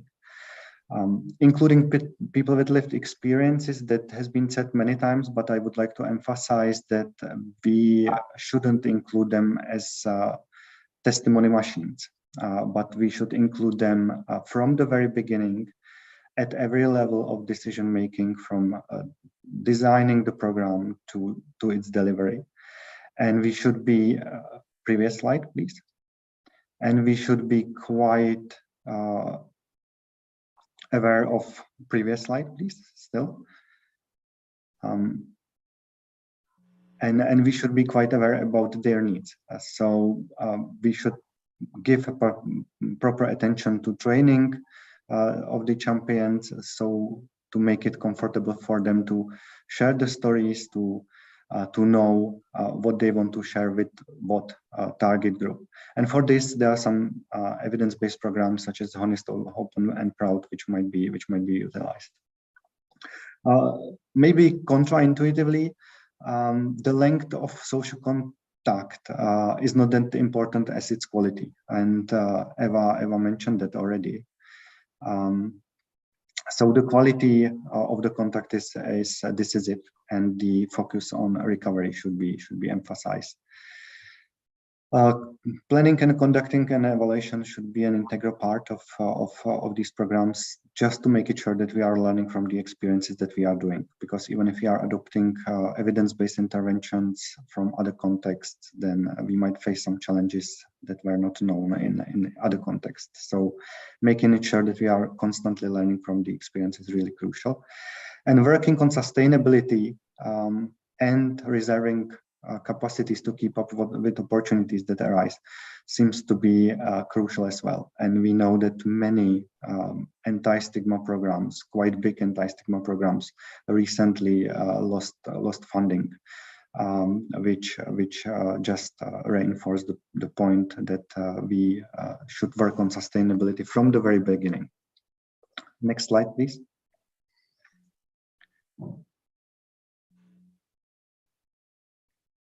Now let's look on experiences of those people with lived experiences who have been involved in delivery of anti-stigma programs. What is most difficult for them? The fact that they have to encounter stigma, relive their past experiences often. They often face challenging interpersonal encounters, for instance, with healthcare professionals, for instance, when they deliver anti-stigma programs in psychiatric hospitals where they have been previously hospitalized in. Difficult for them is this tokenistic involvement that we sometimes see. That's just to have people on board to kind of tick the box, but not actually fully recognizing their benefit for the program, and the feelings of anxiousness or nervousness which they often have when speaking about their experiences. What is helpful and rewarding for them, the training and support, which enables people with experience to shape their own narrative, practical support at an organizational level, being paid, and not just paid, but equally paid as other people in the team who is responsible for that given anti-stigma program, peer support of other people with lived experience, and kind of a validation of the experiences from the feedback on the impact of the program, and the personal sense of satisfaction that it brings.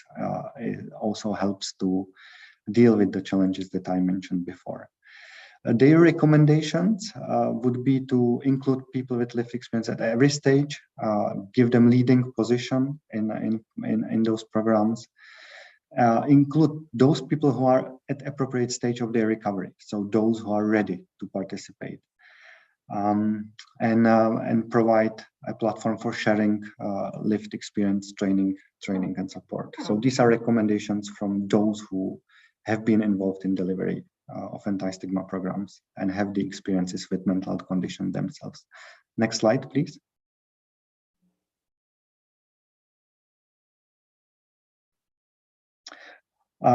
Yes, I can guarantee that even if you stick to all the recommendations that I just mentioned, you will face some challenges. And these are challenges of the anti-stigma programs that were involved in our case studies, but also corresponding successes. So funding, I already mentioned that funding generally is difficult for anti-stigma programs, generally, or for some target groups. So you might find it difficult, for instance, to get a funding to reduce stigma among policemen, which might be a very important target group for people with lived experiences. The success is related to funding, that some anti-stigma programs were able to generate quite a nice revenues and make themselves sustainable via the revenues that they produce.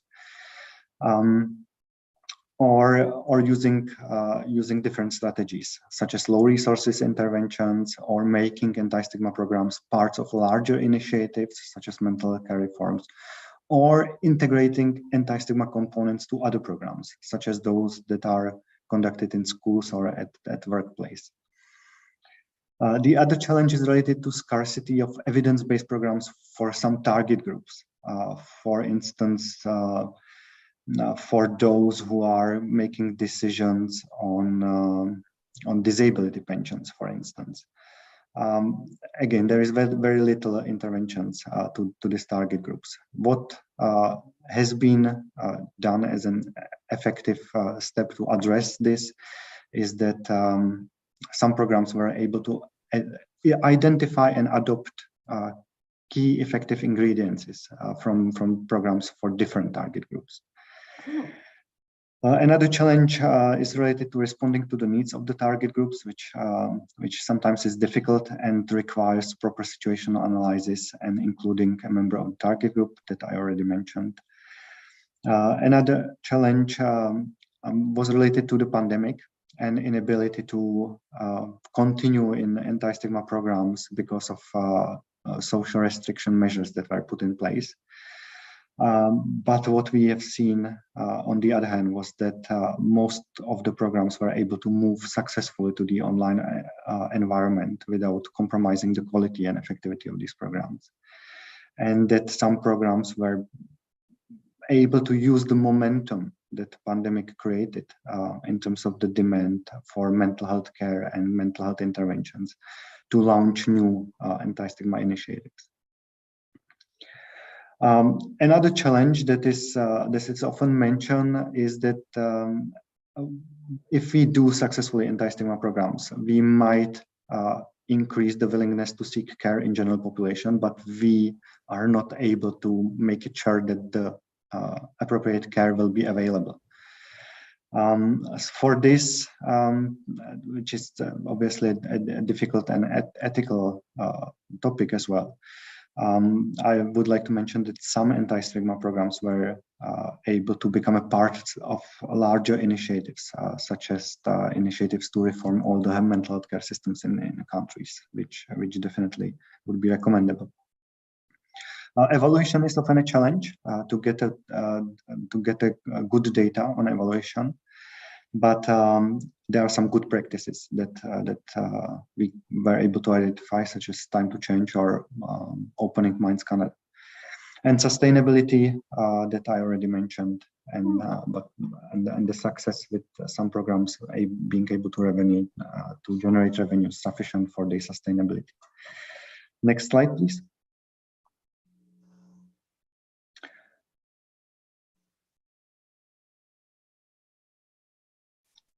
And one of the success that I have not mentioned in my previous slide, but which is very significant, is that there is a wide network of peer support, I would say, available, which is united under the Global Anti-Stigma Alliance, which is an alliance of programs that have been conducted all over the world. And this alliance is able to provide not just know-how and share experiences, but also very practical materials that people might use and adopt in their local setting. So I think this is quite a successful initiative. That's all from me. Thank you very much. Thank you very much, Petar. So in the final part of this presentation, I say a word first about the media. And the message is simple. The media has great potential for harm and for good. And in our review within the Lancet Commission report, we found examples of very good and very bad practice. Bad, for example, reinforcing stereotypes of dangerousness or unpredictability. Good, for example, following media reporting guidelines on suicide. So we're summarizing a huge amount of work over 2.5 years. About 50 people around the world contributed to this. We looked at what nearly 400 people lived experience said in our survey. We've looked at over 200 reviews of the evidence. And we wanted to boil all this down to synthesize it into a small number of recommendations. So I'll briefly tell you what these 8 recommendations are.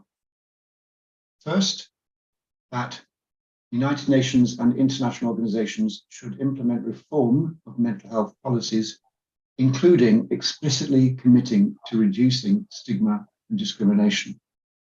And that the WHO should commit to an evidence-based practical toolkit being produced to help people in many countries worldwide. For governments, we call upon all governments to repeal legislation that perpetuates stigma and discrimination, including all countries, and now there are 20, to decriminalize suicide. For employers, we call upon all employers to follow the newly published guidelines of the World Health Organization on mental health at work, which includes several anti-discrimination specific recommendations. Health and social care sectors, we call upon all training organizations for pre-qualifying health and social care staff to introduce mandatory anti-stigma training, led or co-led by people with lived experience of mental health problems. For the media, we call upon all national and international media organizations to issue policy statements and action plans about how they will positively promote mental health and positively reduce stigma and discrimination. For people with lived experience, local communities and civil society, we call upon anti-stigma initiatives to be led or co-led by people with lived experience based upon the evidence-based principle of social contact. In addition, funded programs are provided to support people with lived experience, for example, peer support networks, and opportunities for paid employment, for example, peer support workers, and support in difficult decisions, for example, in whether to disclose or conceal a history of mental health conditions in applying for work. So just before we close, I'd like to thank all of the many people who contributed to this report from around the world, including United for Global Mental Health, who helped with the launch activities, the World Health Organization, who helped with the launch, and many, many others. You can see the named authors here. If you would like to see the report, it's freely available. I have the website here, but it's simpler actually to search in your search engine for Lancet, Commission, and Stigma, and then you'll find the Lancet page and you can download the report. We end the report with a simple and summarizing call to action, which is this: mental health is part of being human. Let's act now to stop stigma and to start inclusion. If you'd like to contact any of us for follow-up this presentation, here are our details. And I'll now pass back to Charlene as we go into the question and answer session. Thank you very much. Thank you very much, Graham, Eva, and Peter. I'm sure you all learned quite a bit from what's in the report. I think it's quite interesting. And if there's anyone, I've noted that in the Q&A there are questions, but most I don't understand. But let me go with the ones in English. And I think maybe Eva, I think this one is more directed at you. What cultural aspect should be included in stigma research? Thank you for this very important question. So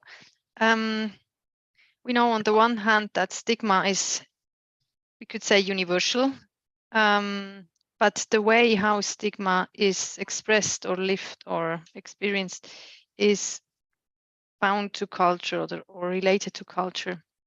There is this concept of what matters most. So most often people with mental health problems are discriminated in what matters most to them.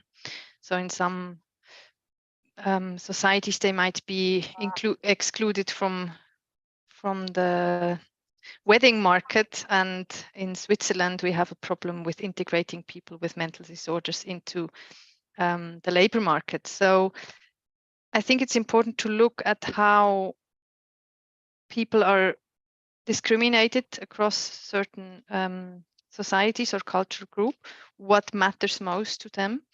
And also, Charlene, you talked about language. So what are the specific terms that are used to discriminate people with mental disorders? What is the meaning of these terms? And also, what is the, we could say, what is the concept of a fully valued person in society, and how people with mental disorders deviate from this ideal person who has value? So I think there are many aspects to look at and also to integrate and to discuss in anti-stigma interventions to make sure it's not just an abstract theoretical concept, but really linked to what people experiment. So I'm not sure if Peter would like to add something. You mentioned culture as well.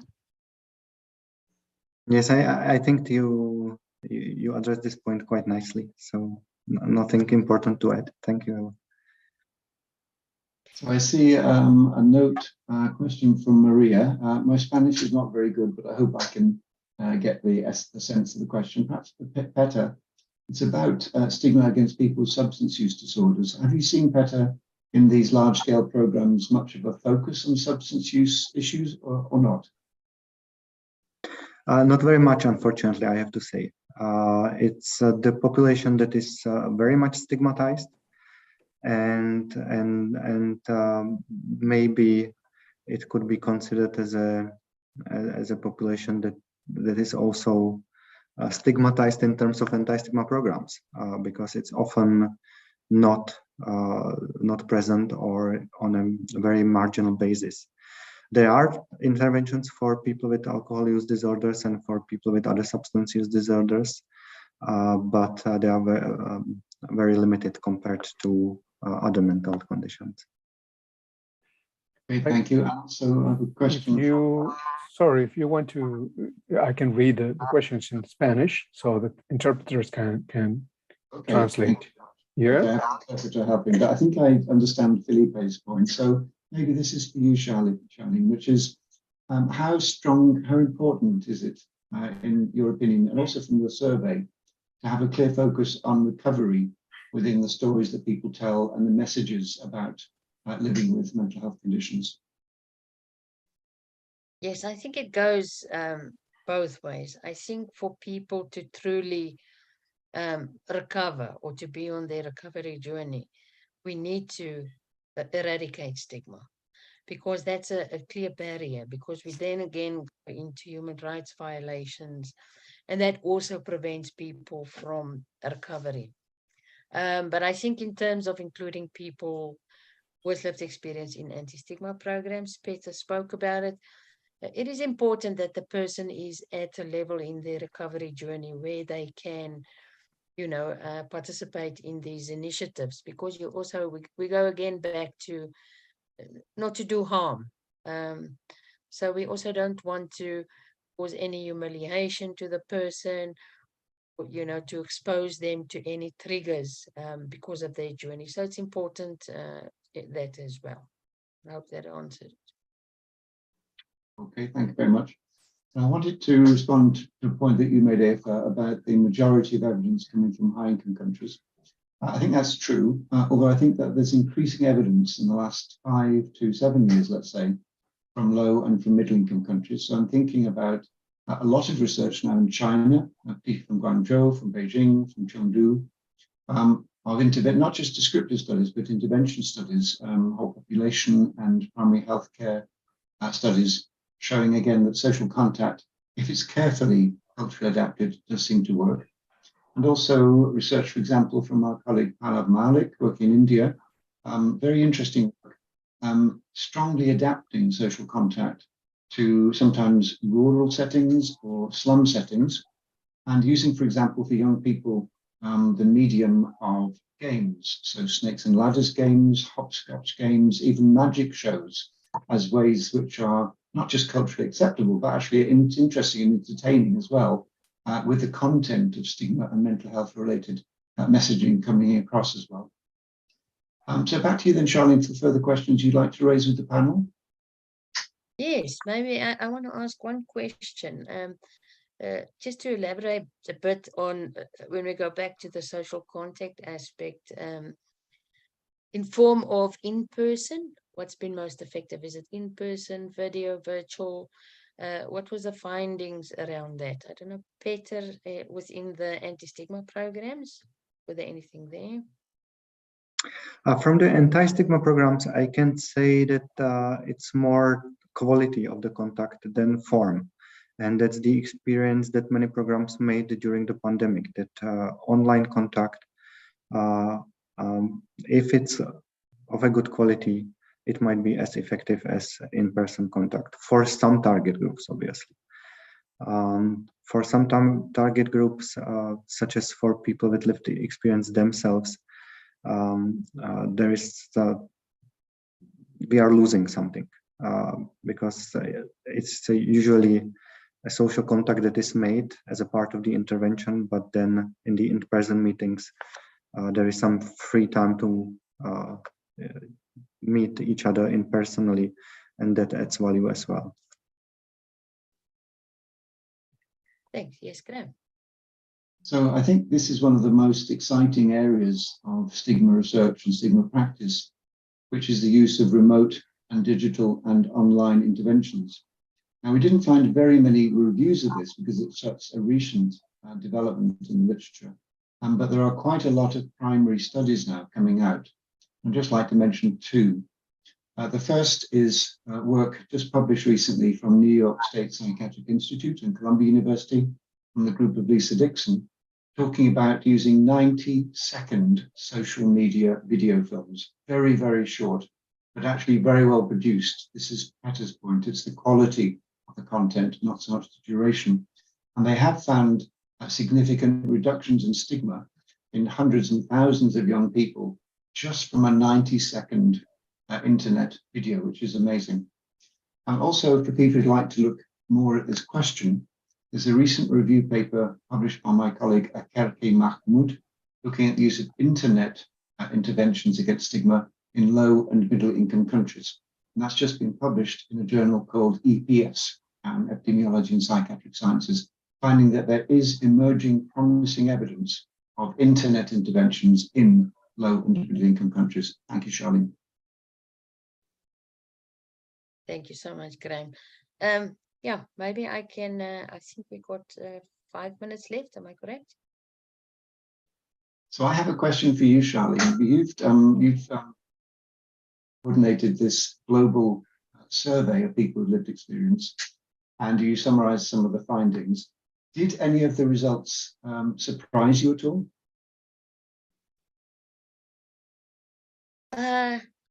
Not really. Maybe one of the findings, I thought people would have been responded more towards agreeing to it. It was the question around, should people lead anti-stigma programs?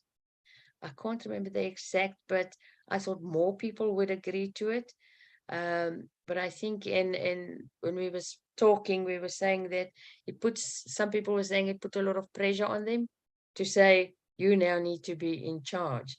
And I think just from my personal perspective, I can see that point, because this is kind of new. People are coming out, so you're putting all this pressure. If you say leading, again, what also came out from, then you need the training, the support, and all of those aspects to actually put people in a position where they are able to lead. So I like the phrase that we also refer to co-lead and co-design. So the pressure and the onus is not on the person with lived experience to now tackle and eliminate stigma. Thanks, Charlene. Well, there's one finding which did surprise me, which is about half, I think 47% of all the people lived experience said that stigma in their country, many countries, over 40 countries around the world, stigma had been reducing over the last decade. So that was a very positive global signal, I think. So questions come in from Laura about designing the interventions in the studies. Laura's a designer, and she says she's interested in the communications, color, image, text, composition, leaflets, animation, how to make the message interesting and attractive. Now, Petter, you've been involved in the intervention across the Czech Republic. What would you say about some of the design issues which have been more effective in your setting?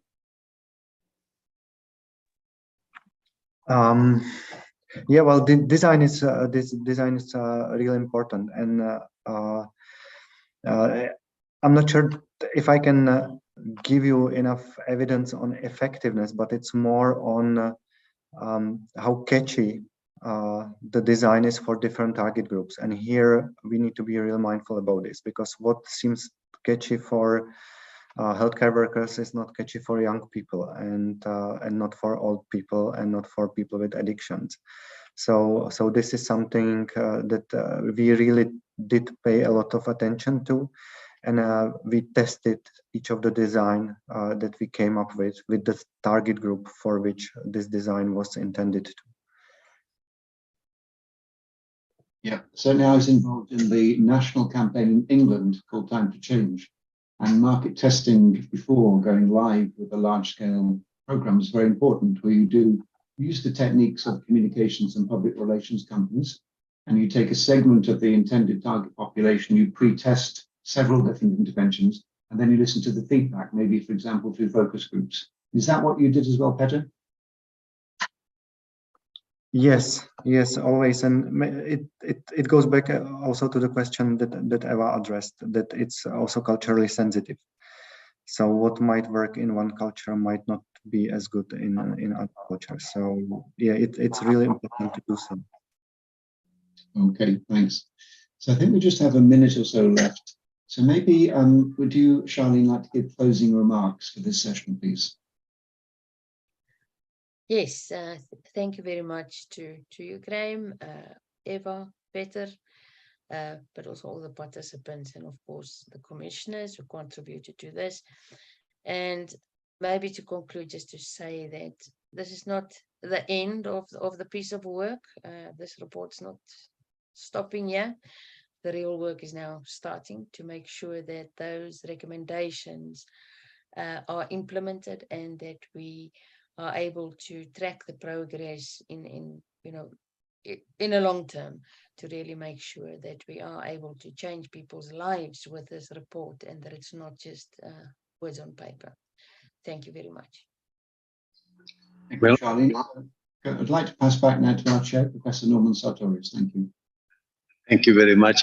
It's really for me only to thank you all for this wonderful review of an enormous amount of material that has been assembled. I hope that people have remembered and noted the way in which they can get access to the document that has been produced by the Stigma, the Lancet Stigma Commission, and that they will use it. So with many thanks, we shall now have a break for 15 minutes and continue later on with the current responses in some of the countries and learn from what they show us. Thank you very much again for the splendid contribution to this webinar. Thank you.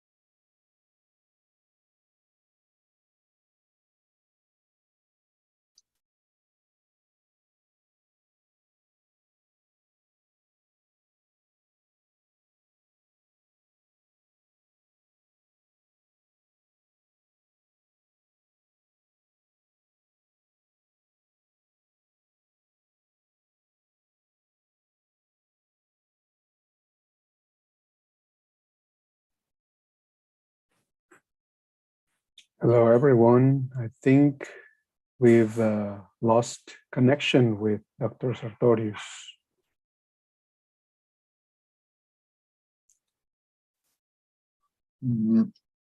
So Graham here. So I wonder, Mike, would you like to start off your session, please?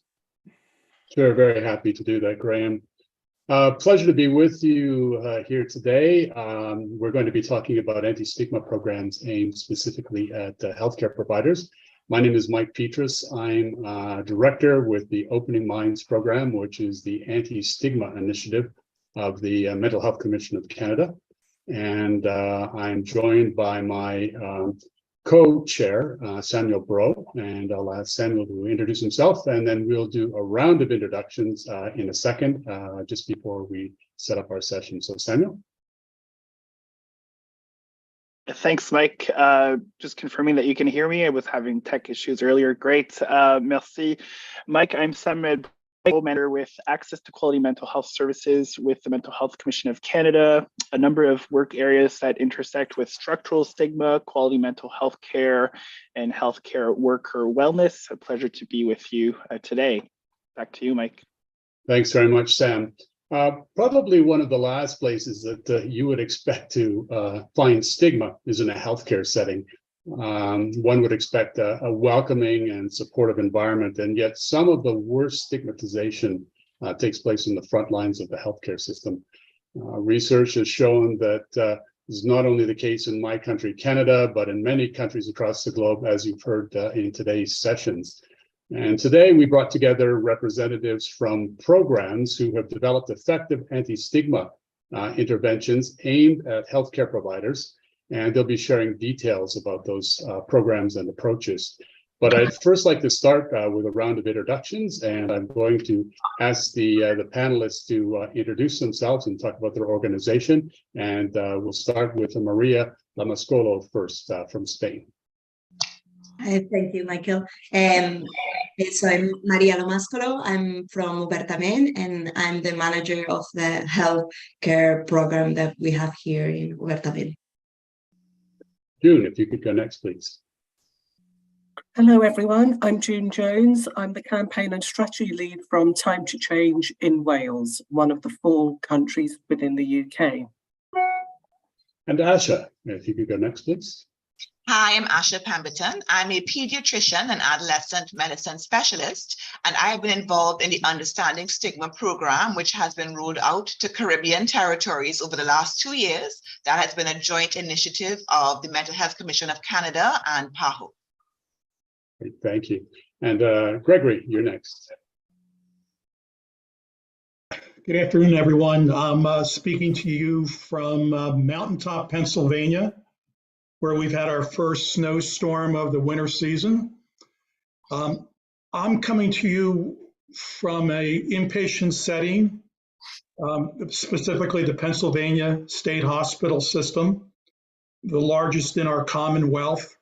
In addition to that, I now work as an advisor and contributor to the World Health Organization on non-restraint, non-seclusion practices worldwide.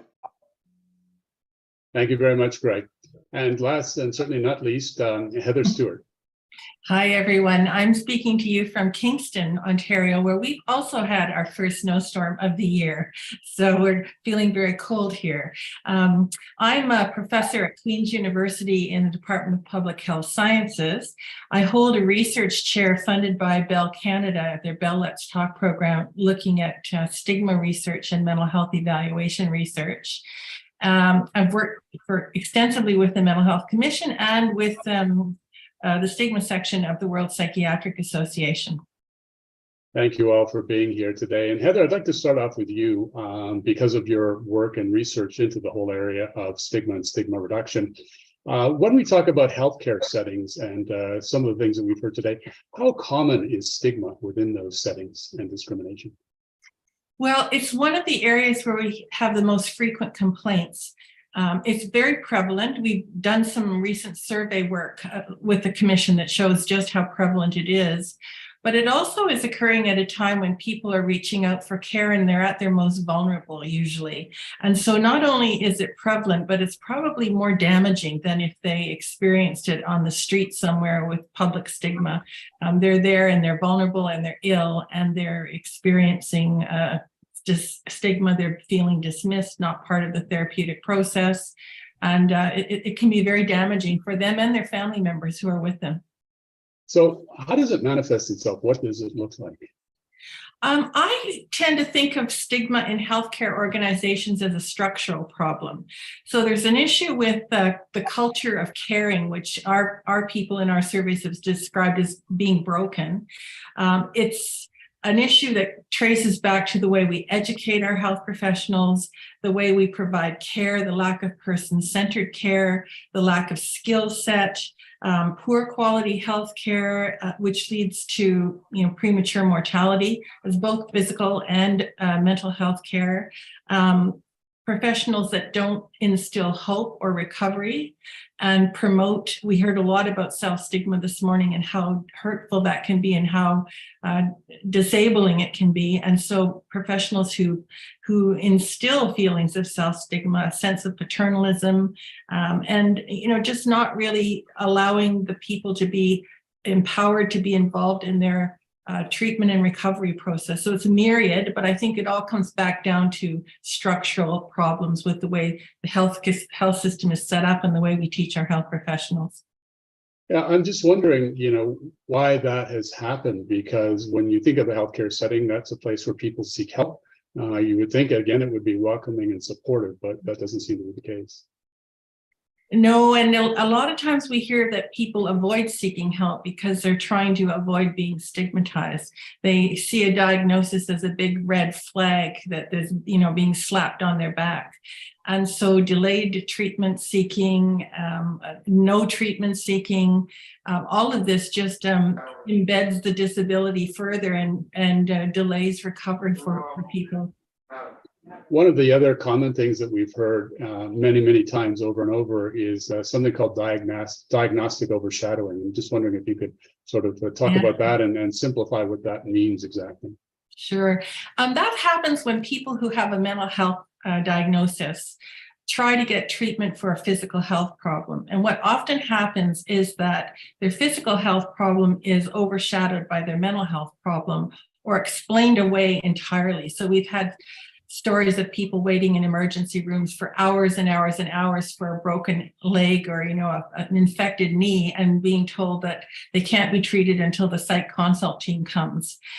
There's also treatment overshadowing as well, as when people are given the wrong treatment for their physical or mental health problem because one or the other is overshadowing, the situation. So diagnostic and treatment overshadowing have been implicated in the premature mortality that people with lived experiences have, sometimes 10 to 25 years earlier than the general population. And so it's a significant problem. It's not clear how to solve it, but I think we have to go back to the educational system and start there. That's great. Thanks very much, Heather. I'm going to turn things over to Samuel right now. Thanks, Mike and Heather, for setting up the context so well. And I feel like we could have a whole day's worth of a conference just with this group. But I'd like to first start perhaps with Maria Lomascolo and to talk to us about Obertament. I've been reading a lot on the website and understand, quite literally it needs to bring things out in the open, which, ties really nicely with what Heather was speaking about, Mike and other panelists before. But could you talk to us about what sparked this initiative and tell us about what you do to address stigma and structural stigma, as Heather was mentioning? Yes, first of all, thank you for having us. A bit of context of Obertament. We are based here in Catalonia, in Barcelona. And our main focus is stigma and discrimination awareness here only in Catalonia. So we're kind of a small organization. 6 or 7 years ago, we realized that we had to follow what the evidence was saying about how to fight stigma. And so we wanted to develop specific projects for specific target groups. So we conducted a study survey where we wanted to know about the experiences of discrimination of people with mental health experience here in Catalonia. So here the cultural factor.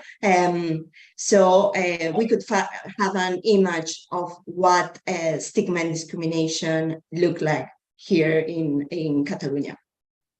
So we did that, and the results, we saw that the health stigma setting, the healthcare setting was one of the main settings where we have to work.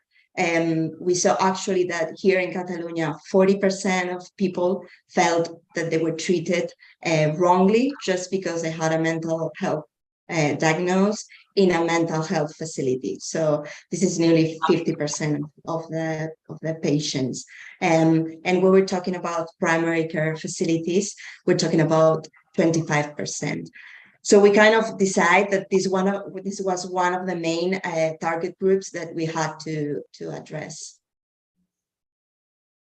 I don't know if I answered your. Oh, that's fantastic. My wheels are spinning, so I have so many questions, but I'll stay focused. I know you and I chatted a little bit. Yeah. As you recognize the importance of the issue, you know, big numbers, 40%, and consistent with some of the research that we're doing here in Canada, have you faced any barriers or roadblocks as you've undertook this effort to specifically focus on healthcare settings? And if you have, how could you have addressed them? Yes, we have. First of all, I think the high workload that health professionals faced, and here in Catalonia especially, we have a lack of professionals. And well, this has two consequences. First of all, often they use this workload as an excuse for the way they treat their patient. Usually they talk about how stressed they are and that they only have 15 minutes per patient. That's what they have here in a consult in an outpatient facility. So they don't have the time to explain, to listen, or to basically have a normal conversation, a proper conversation. And this is kind of true because they are stressed and there is a workload. But we also think that there are some key aspects that you can have in mind and apply even if you have 15 minutes. The second consequence of this workload affected the program. Our program is a training. So they have so much workload that this training had to be very, very short. And you can imagine that changing attitudes and behaviors, it's not easy to achieve, and it's very difficult to achieve if you have to do it in a very short training, and especially if you want them to persist over time, if you don't want to have a rebound effect after the training. So this is one of the main challenges.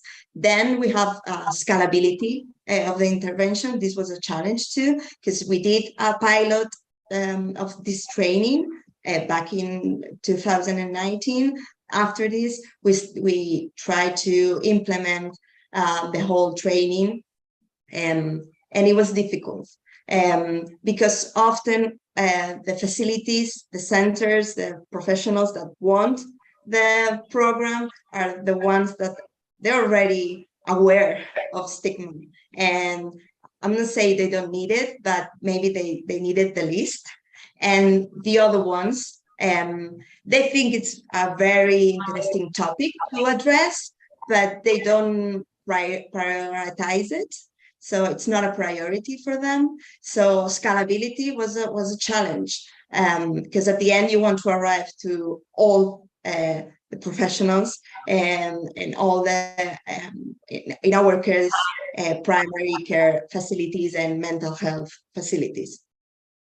And obviously how to address structural stigma. I think it's one of the common challenges of all the programs, because at the end we need a cultural change.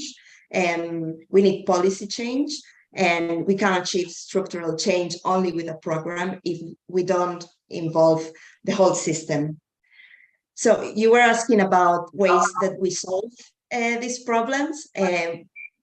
You have to imagine that we did the pilot in 2019, and January 2020 we were ready to start with the training in all the centers, and pandemic hit. So we had to stop for like a year and a half because we thought it was not the time to knock on the doors of primary care professionals and talk them about their duty to address stigma. So we stopped and we rethink the program, and we developed a new version that it's bigger and it's more complete, and it resolved some of the challenges that we face. We kind of generate a certification of commitment with mental health stigma.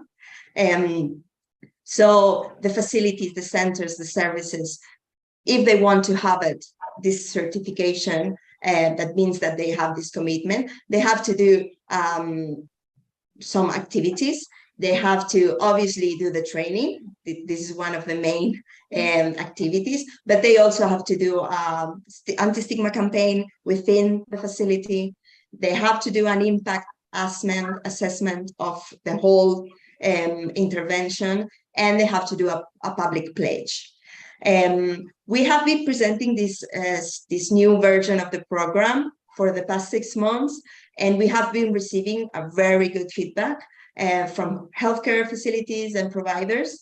And it seems that everybody now wants to be involved in this certification, because it allows the facilities to have a more complete intervention and also have a recognition for the efforts that they're making.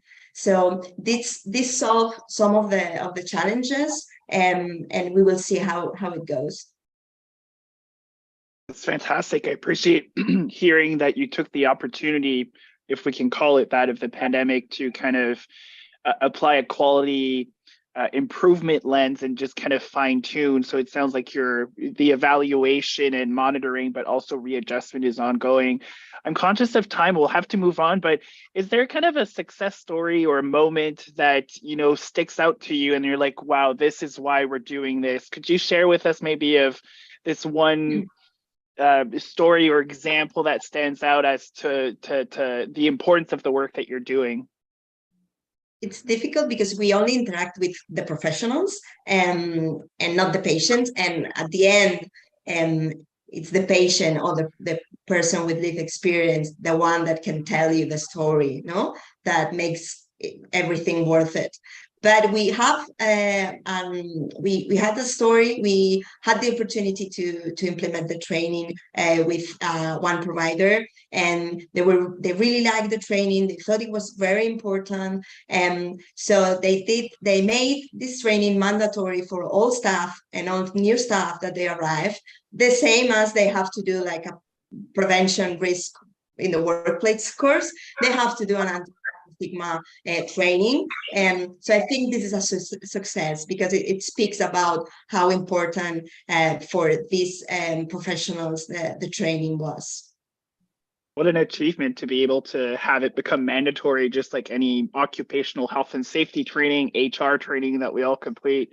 Thanks for shedding light on that, Maria, and we'll get to come back to you during our Q&A period. We'll shift gears and perhaps hear about experiences in Wales with June, and would love to maybe start with a similar question. What sparked the movement or the campaign that you're part of, and could you share a little bit about the work that you're doing? Yeah, thank you for that, Sam. Yeah, I'd like to share the experience of the new anti-stigma training module that we launched last year, specifically designed for healthcare professionals. And what sparked the sense of urgency, we are an evidence-led campaign. We regularly conduct population surveys, and what was becoming apparent is that the problem of mental health stigma in healthcare settings could no longer be ignored.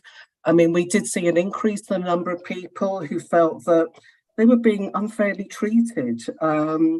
in some way by mental health staff. So that's what made us think, well, we need to implement this new training module.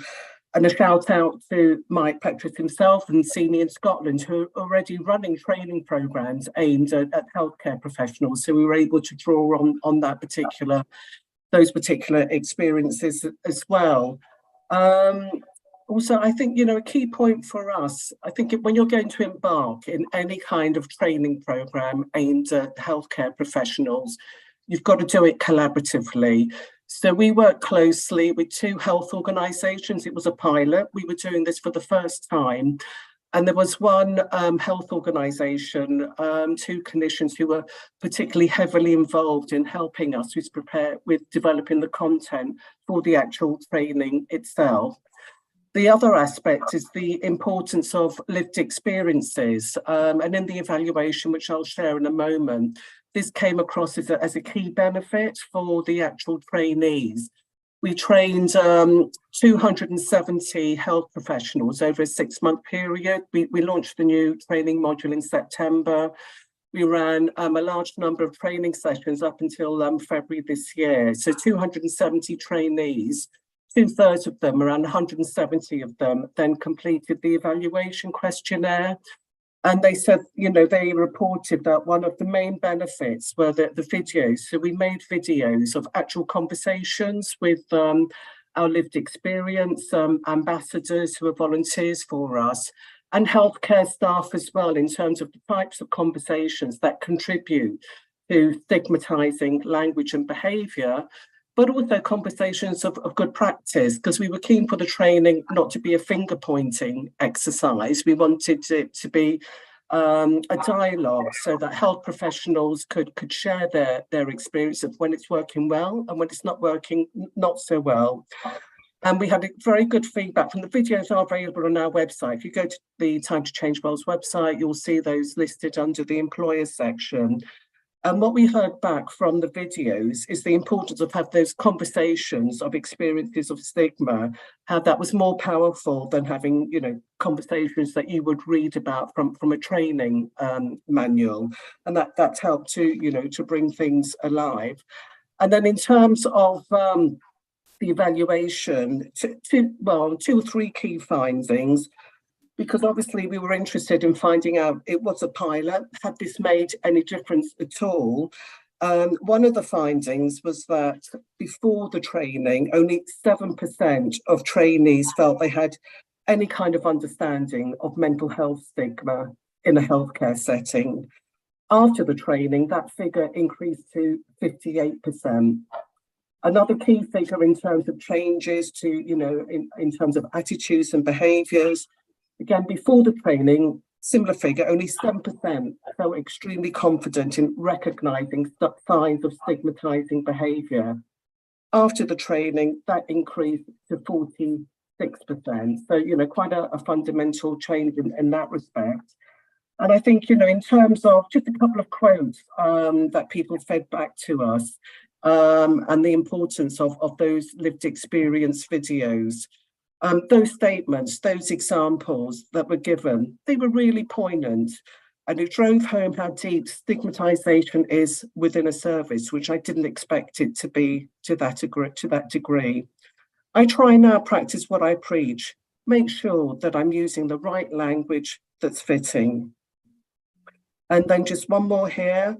I'm very aware of when we do screening or when I sit down with a client, whether we like it or not, we're going to make judgments. So I think, to sum up what the training has done, it's helped to give professionals, healthcare professionals, a better understanding and improve their awareness and knowledge of what mental health stigma looks like within a healthcare setting. Fantastic results and compilation of stories, and you can really get a sense of the impact, once people, kind of the transformation. Curious to hear how people get access to this, or how do you get it into the hands of people? Maria earlier was talking about, organizations making it mandatory. Is that something that you would envision with your program? Yeah, that's an interesting point, because our training was entirely voluntary and we were launching it against the background of the rise of the Omicron variant. So the fact that close to 300, professionals actually chose to attend, it was a half-day training session. So I think duration is important. Funnily enough, we did have a discussion with the health organisations who helped us with designing the training programme, whether it should be mandatory or not. And there were some mixed views about whether that may rebuff some people who felt, well, if it's compulsory, they may be less inclined, or they may not be as receptive to the actual training content itself if it were compulsory training. It's fascinating, and it makes me think of, the fact that it's hard for adults to accept when things are mandatory, but our own volition, the tactics kind of change. So we could continue the discussion for much longer with you, June, but I'll turn things back over to you, Mike, to continue the discussion. Thanks very much, Sam. Asha, before I ask you about the program that you're involved with the Pan American Health Organization, as a physician, take yourself back to prior to receiving the training, because you yourself have taken the training and now you're a tutor involved in the program. What was your attitude like, and how were you treating those individuals who came in to see you that may have had a mental health issue or a mental illness? Right, so I'm coming from the Caribbean, where there are never any snowstorms here. It's always hot and sunny. But I will say that culturally, we do have a significant challenge around stigma and mental health. I mean, socially and culturally, with a strong sort of religious and spirituality base, there are still large numbers of people that still believe that mental illness is due to some sort of a spiritual or other cause. And so even I've been a physician for over 20 years, I must be honest, I think many of us have come through significant forms of stigma, thoughts that people who have mental illness are automatically violent. So there is a fear. And that's something that we actually practice in medical school. It would cause security if somebody came in, who had mania or something like that. And so some of that early sort of scaffolding in my mind, and my colleagues I'm sure, has come forward. And even through my postgraduate training in pediatrics and in adolescent medicine, I would say it has taken us all some time to really examine ourselves and reflect on those early thoughts and patterns and find ways to unpack that and improve. And I would say for myself, having done the pilot of this course, the Understanding Stigma CBIS course, parts of those modules really call on you to reflect and to examine your inner narratives. And I found for myself to be that quite powerful, because even all these years later, I still did have some areas of bias to be worked upon for myself and in training the medical students and my residents that have come after me. So it has been an impactful program for me personally. And then now 2 cohorts later, working with participants, the feedback that they give and the reflections that they share is very similar to mine. Could you tell me about the course, the Understanding Stigma and CBIS course? And it's interesting as well, because you're doing it online and it's quite extensive. Yeah, so it's a fully virtual course on the PAHO virtual campus platform. It is 16 weeks total, which seems long, but it's a very, very engaging program. So I did the pilot, and it's broken up into, it's a modular system. The first 3 modules are all around understanding stigma. And the lived experiences, videos, and narratives, I have to say, are particularly powerful in bringing to the participants, all of whom are healthcare providers, real life experiences of individuals who faced stigma and how that stigma impacted either delays to their treatment or delayed access to care, et cetera, et cetera. Within there, as I mentioned, there is a heavy focus on reflections and questions, asking us, the participants, to share our thoughts and our biases, our understanding of discrimination. And I think the most effective part is, what would we do differently? And so now that I'm a mentor tutor for the last 2 cohorts and I'm able to read the reflections, it is really quite interesting and powerful to see how the participants share, when I finish this course, I'm going to do this and that in my organization. The participants are drawn from across the English-speaking Caribbean, and I can share that our 2nd cohort is finishing up right now. And my current group who I'm tutoring are actually reaching out individually to say, you know, Dr. Pemberton, what do you think about this activity? Before the Christmas break, I would like to do this workshop over lunch with my team. What do you think? So I can say in real time, we're seeing, you know, tangible behavior change going forward. And so the entire 6-week program is broken up by the first 3 modules being focused on stigma and anti-stigma activities, and the rest of it all around cognitive, behavioral, and interpersonal skills. But throughout the entire program, there's a strong focus on infusing anti-stigma activities within the realm of mental health management. One aspect of the program that seems to be very important and seems to be one of the root causes of stigma among health professionals is a lack of confidence. And I'm wondering if you could talk about how being able to engage or having tools at your disposal to use has changed that. Yes, absolutely. Because again, in standard medical education, I think we're all taught to be aware of discrimination and bias in our behavior. So on the surface level, I think we all know what we should be doing, but it is the how, or the like, how do you get it done? And so this program does teach a number of skills that again call you to reflect upon your current behavior, but then giving opportunities of how you can actually change that on the individual level, on the systems level, and on the wider policy level. As a quick example, sort of the final assignment, if you will, is that the participants in groups actually have to discuss an anti-stigma campaign, for example, that they may roll out in their community or their island and whatnot. And so they come away with an actual structure as to, okay, I can do this. And many people actually have gone out and done it.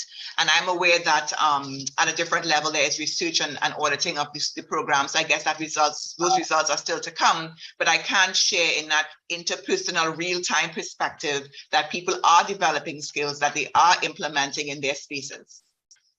Is there something that stands out to you personally in terms of that you've implemented in your own practice that you've seen successful? Yeah, so after doing the pilot within my actual pediatric team, we really started to look at the labeling and language that we use. I mean, again, full disclosure, you know, we tend to do things like say that patient with X and kind of call them by their diagnostic name, which is something we should know better. So we started to implement that just at that ground level with my individual team. And then we started to look at the wider area around the misassociation between mental illness and substance use with violence, and this assumption that these are individuals to be fearful of, because that is something that had been a bit of an organizational policy to sort of have security standing around if somebody came in and you suspected that that was part of their medical presentation. And so I've done a lot with my team to sort of break those barriers down, because it makes perfect sense that an individual will be less likely to access care if they come into a space where there's, you know, people are terrified of them. And so all of those types of concepts are infused in the program. And as I said, they're narratives that speak to them that I was able to learn from and take forward within my team. Thank you very much. And we can, again, it would be really interesting to go through the program in a lot more detail, but I'm sure people will be able to reach out and get that information. I'm just going to hand things back to Sam. Thanks, Mike. We're going to switch gears a little bit and go into kind of the more practical aspects of healthcare delivery. And it's lovely to see you, Gregory. We worked together many years ago as we convened an international forum looking at ways to prevent and eliminate the use of seclusion and restraints. And in itself, the use of seclusion and restraints, I think, can be a demonstration and outcome of a system that perhaps is structurally flawed. For example, and it was quite impressive to hear about the work that Gregory and some of his colleagues have done in Pennsylvania in implementing and sustaining ways of, in some cases, completely eliminating the use of seclusion and restraints, both physical and chemical.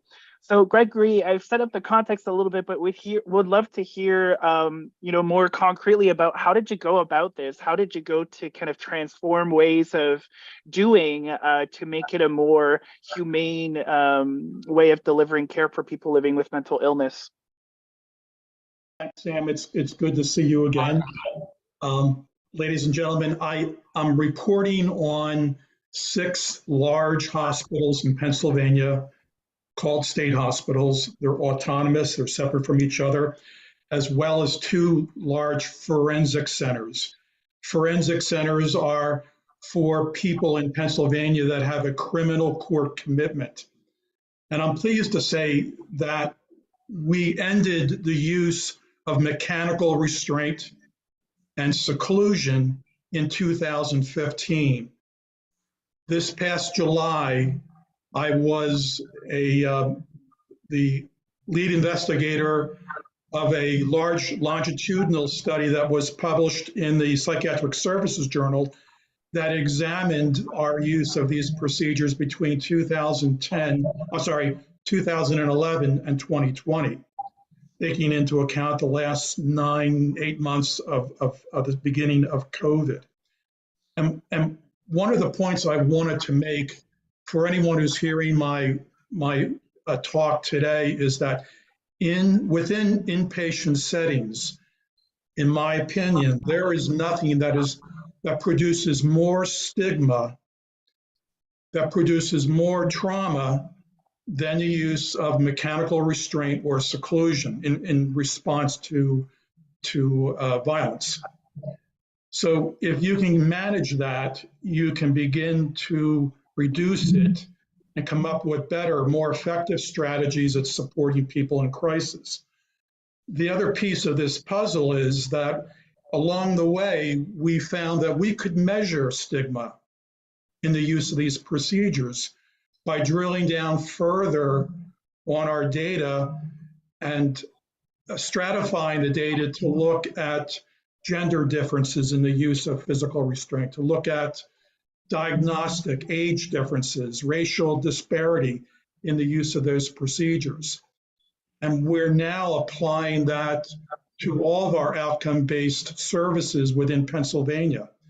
The other point I wanted to make was that we've been providing recovery-based services and was probably a turning point for us in Pennsylvania, 1999, 2000, when we made that big change away from the old medical model to a more recovery-based model in our care and services, and began to look at providing stigma-based training for our staff as well as the people we serve, and then beginning to measure the outcomes. So we can, on a monthly basis, produce data for the clinicians, for the treatment team, about what their services look like and the outcomes that they're having.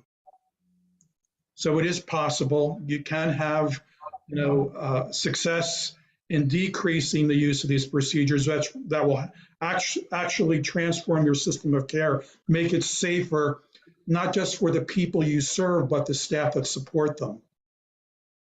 Thanks, Gregory. And there's a lot to unpack in what you were talking about. And it sounds like, the core component is about data and predictability. And I recall, years ago, you spoke about when you get really good at measuring, you're able to predict the likelihood of things escalating. So it sounds like you've been able to kind of intervene earlier and avoid things escalating. Could you expand on that?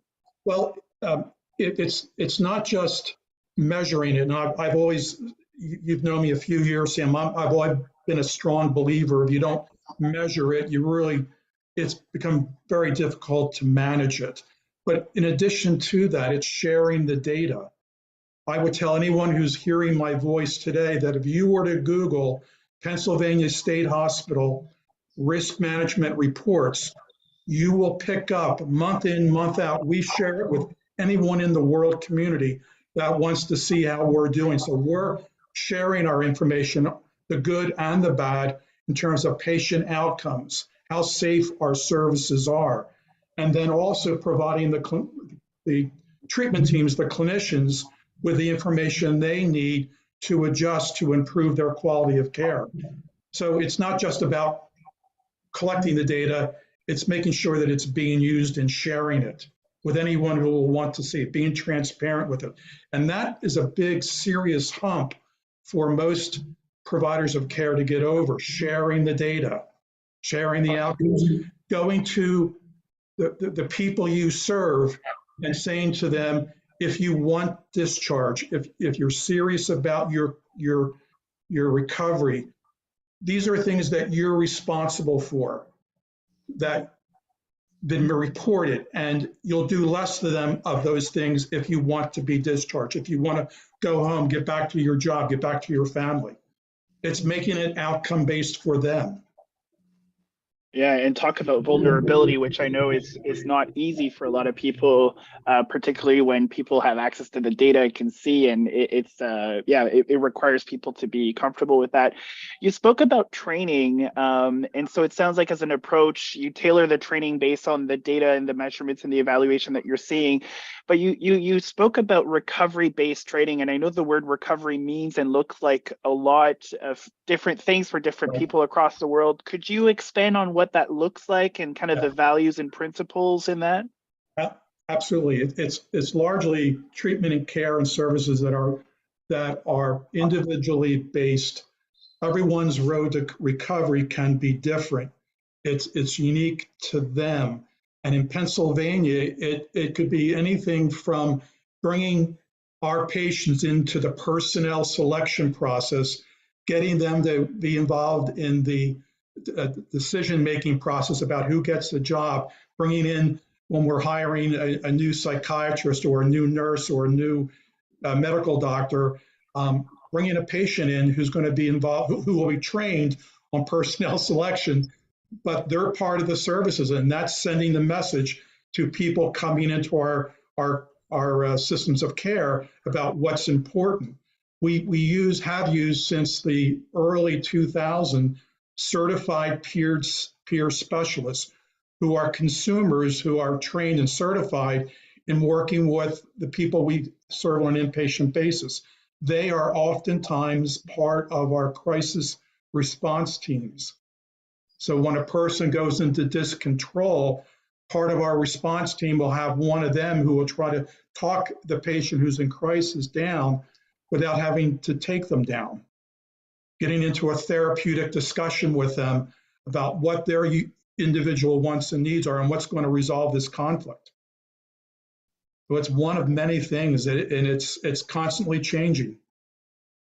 And it sounds, thanks for expanding on that. And it sounds like you've really embedded a recovery-oriented practice, so person-centered practice across the board with integrating peer supporters. And it's not just having someone sit at the table, but you're thinking about capacity building and all of those components as well.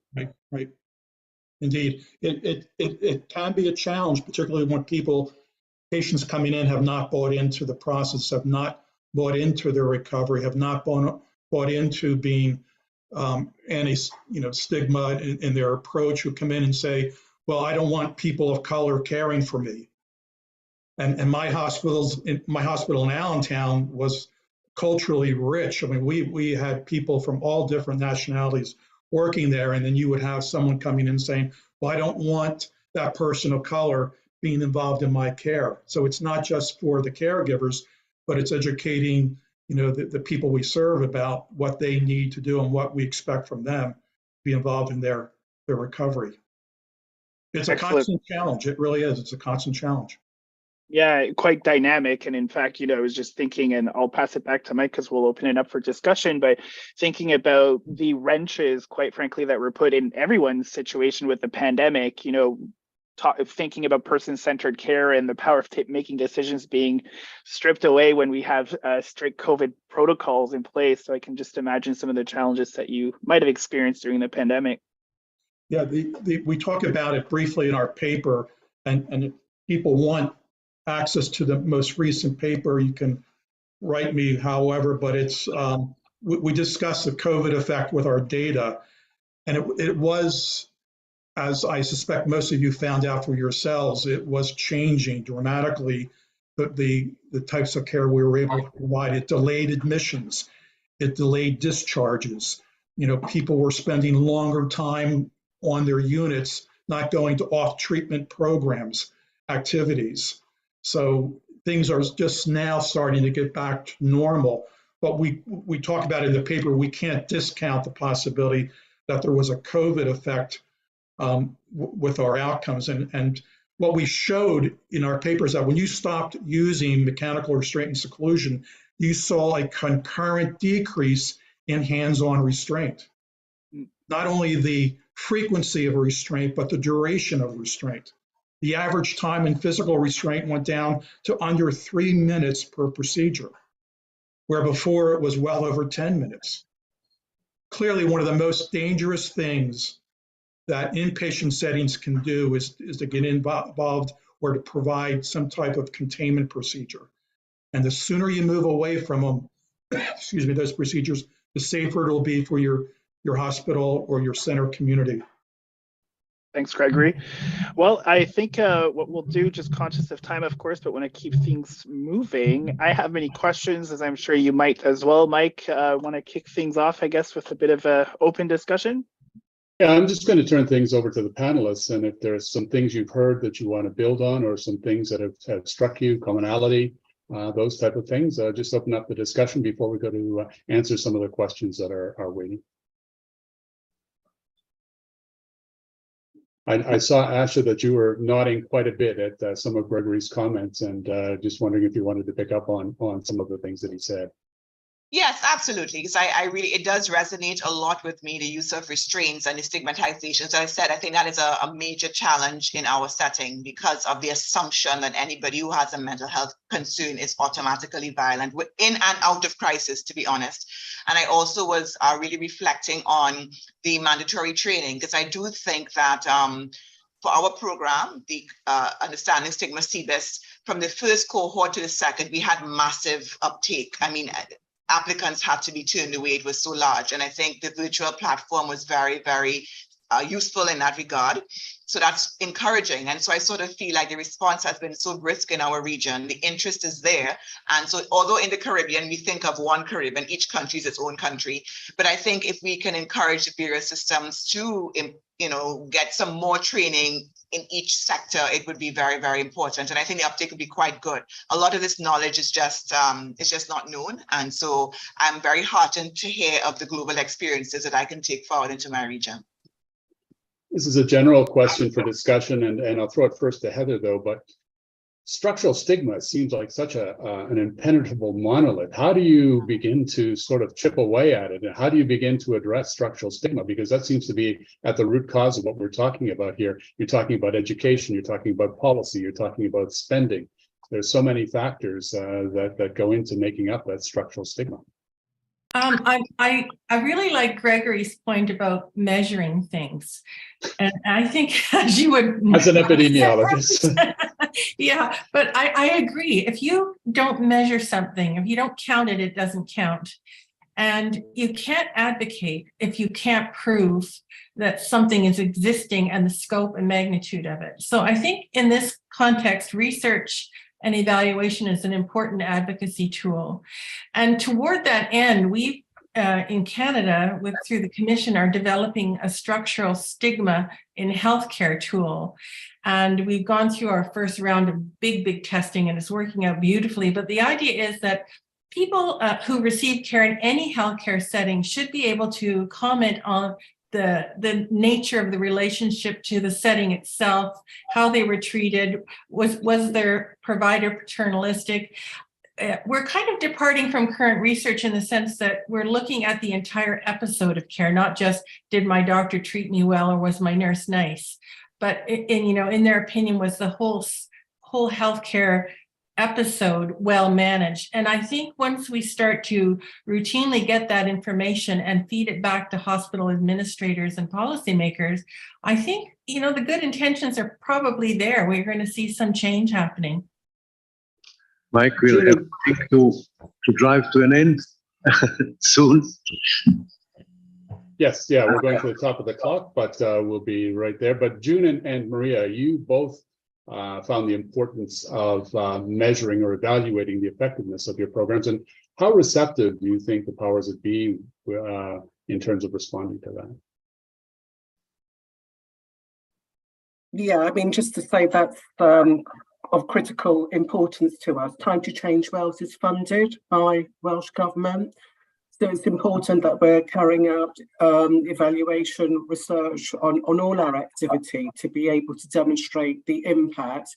So, the high figures that I reported earlier on, the fact that there was such a high level of endorsement to the actual training pilot is absolutely important for us. I mean, a couple of other figures.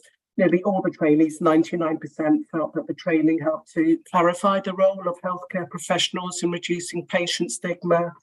And again, 94% felt that the training was relevant to their job role and workplace. So that's important data to be able to share with a government funder. Maria, last word to you. Yeah, yes. We have kind of public funding, but not all of our activities are funded by government. But we have include impact assessment and evaluation in our structure. So we do evaluate everything we do. We think it's the only way to develop programs. Because it's the only way to know if the program is working or not. And especially here in Catalonia, there was a tradition of just doing stigma activities and thinking they were working because the professionals said that it was interesting. So we think it's crucial to do impact assessments. And it's the way that we can also then go to the facilities and talk to them about why they have to do this training, and how the training is working. Yeah, evidence-based, I think, is absolutely critical to the success of all of these, so we can point to the outcomes. I'm just going to turn it over. We have 2 questions, and I'm wondering if Jose, you can interpret or pass it on to the interpreters. Felipe has 2 questions that are in the Q&A box. Yes, more than questions. The second one is congratulations for Maria and Obertamente. I already sent it to her through the chat. And the first one is a comment from Felipe. I will read it in Spanish. En relación al diagnóstico y la poca sensibilidad en el abordaje y el impacto, tanto psicológico como social, se puede observar la pérdida de humanización y la insensibilidad, misma que se va desarrollando en la rutina que surge del entorno médico. Diagnósticos como diferente mental, discapacitado, y ahora el término capacidades diferentes son un ejemplo del estigma y la lucha por disminuir el daño y el impacto psicológico en las personas. Pero esta es tan solo una de las ramas en donde se puede observar el estigma, porque se puede aterrizar en adicciones, violencia, género, salud mental, etc. That's it.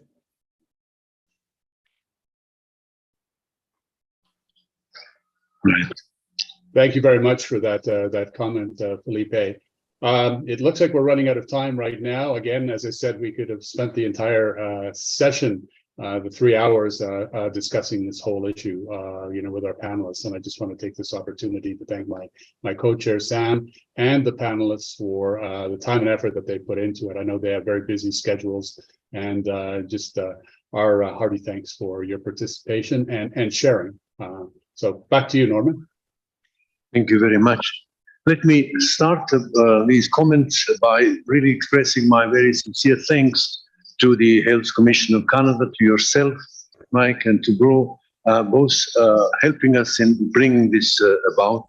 Equally so also to the Organization of American States for the translation and for the spreading of news. I want to mention in passing that those of the listeners who would like to have a certificate that they attended, they can get it by, in fact, confirmed by the 3 organizations, the World Psychiatric Association, the Health Commission of Canada, and the Organization of American States, like that. And I want also to express my personal thanks to the speakers, and from whom I've learned a great deal, and I'm sure that I'm expressing the opinion of the many who have listened. Equally so, I want to thank the Guyana Wellbeing Congress for having embedded this webinar into its program. As mentioned earlier, the webinar will in fact become available on the WPA website, and parts of it can also be borrowed or used in teaching another program elsewhere. Let me just say a few thoughts, what particularly remains with me as a take-home message from these 3 hours that we spent together. I think in the first panel, what are the 2 messages that are clearly in my mind? One is how important it is to listen to people who have experienced mental illness, because they bring a view which otherwise we are losing and we are not knowing how to best use. On the other hand, I also think that for them, it's very important to train themselves how to speak about it and to seek opportunities to express the full wealth of experience which they have and the extremely useful suggestions about the future. The second panel gave us a splendid review of knowledge today, but it also reminded us that a review of that type has to have a sunset clause. It is now, we have a review of what has happened until now, but since the field is developing so quickly, we shall probably have to think of ways of continuing updating the report, which is of outstanding quality and can be obtained by anybody upon request.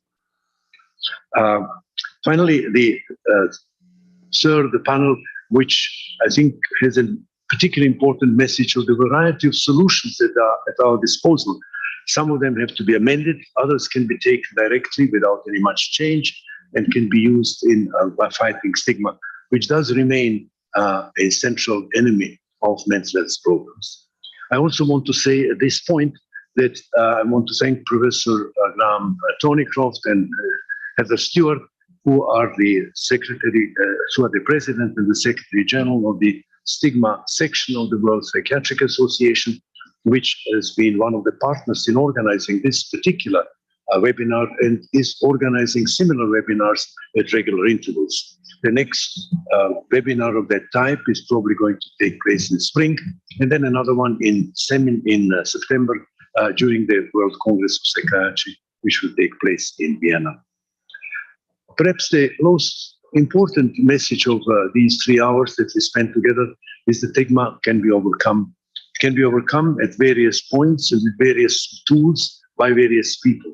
One point that perhaps has not been emphasized sufficiently, and I'd like to leave it with you, is the importance of thinking about stigma early in the education of children. Really, the parenthood training should include the notion of thinking about how to embed into the mind of people as they are growing the need to respect others, to work with others, even if they are different from ourselves. That, I think, is a message that is created early in childhood and remains with us for the rest of our lives. So with many thanks to everybody, I would like to bring this webinar to a close. I hope that we shall have an opportunity to meet in life as well and spend some time together, talking about work, talking about successes and disappointments, but at the same time also talking about future plans and jointly working together to end up stigma and somehow include people who have experienced mental illness as normal citizens into our society. Thank you very much.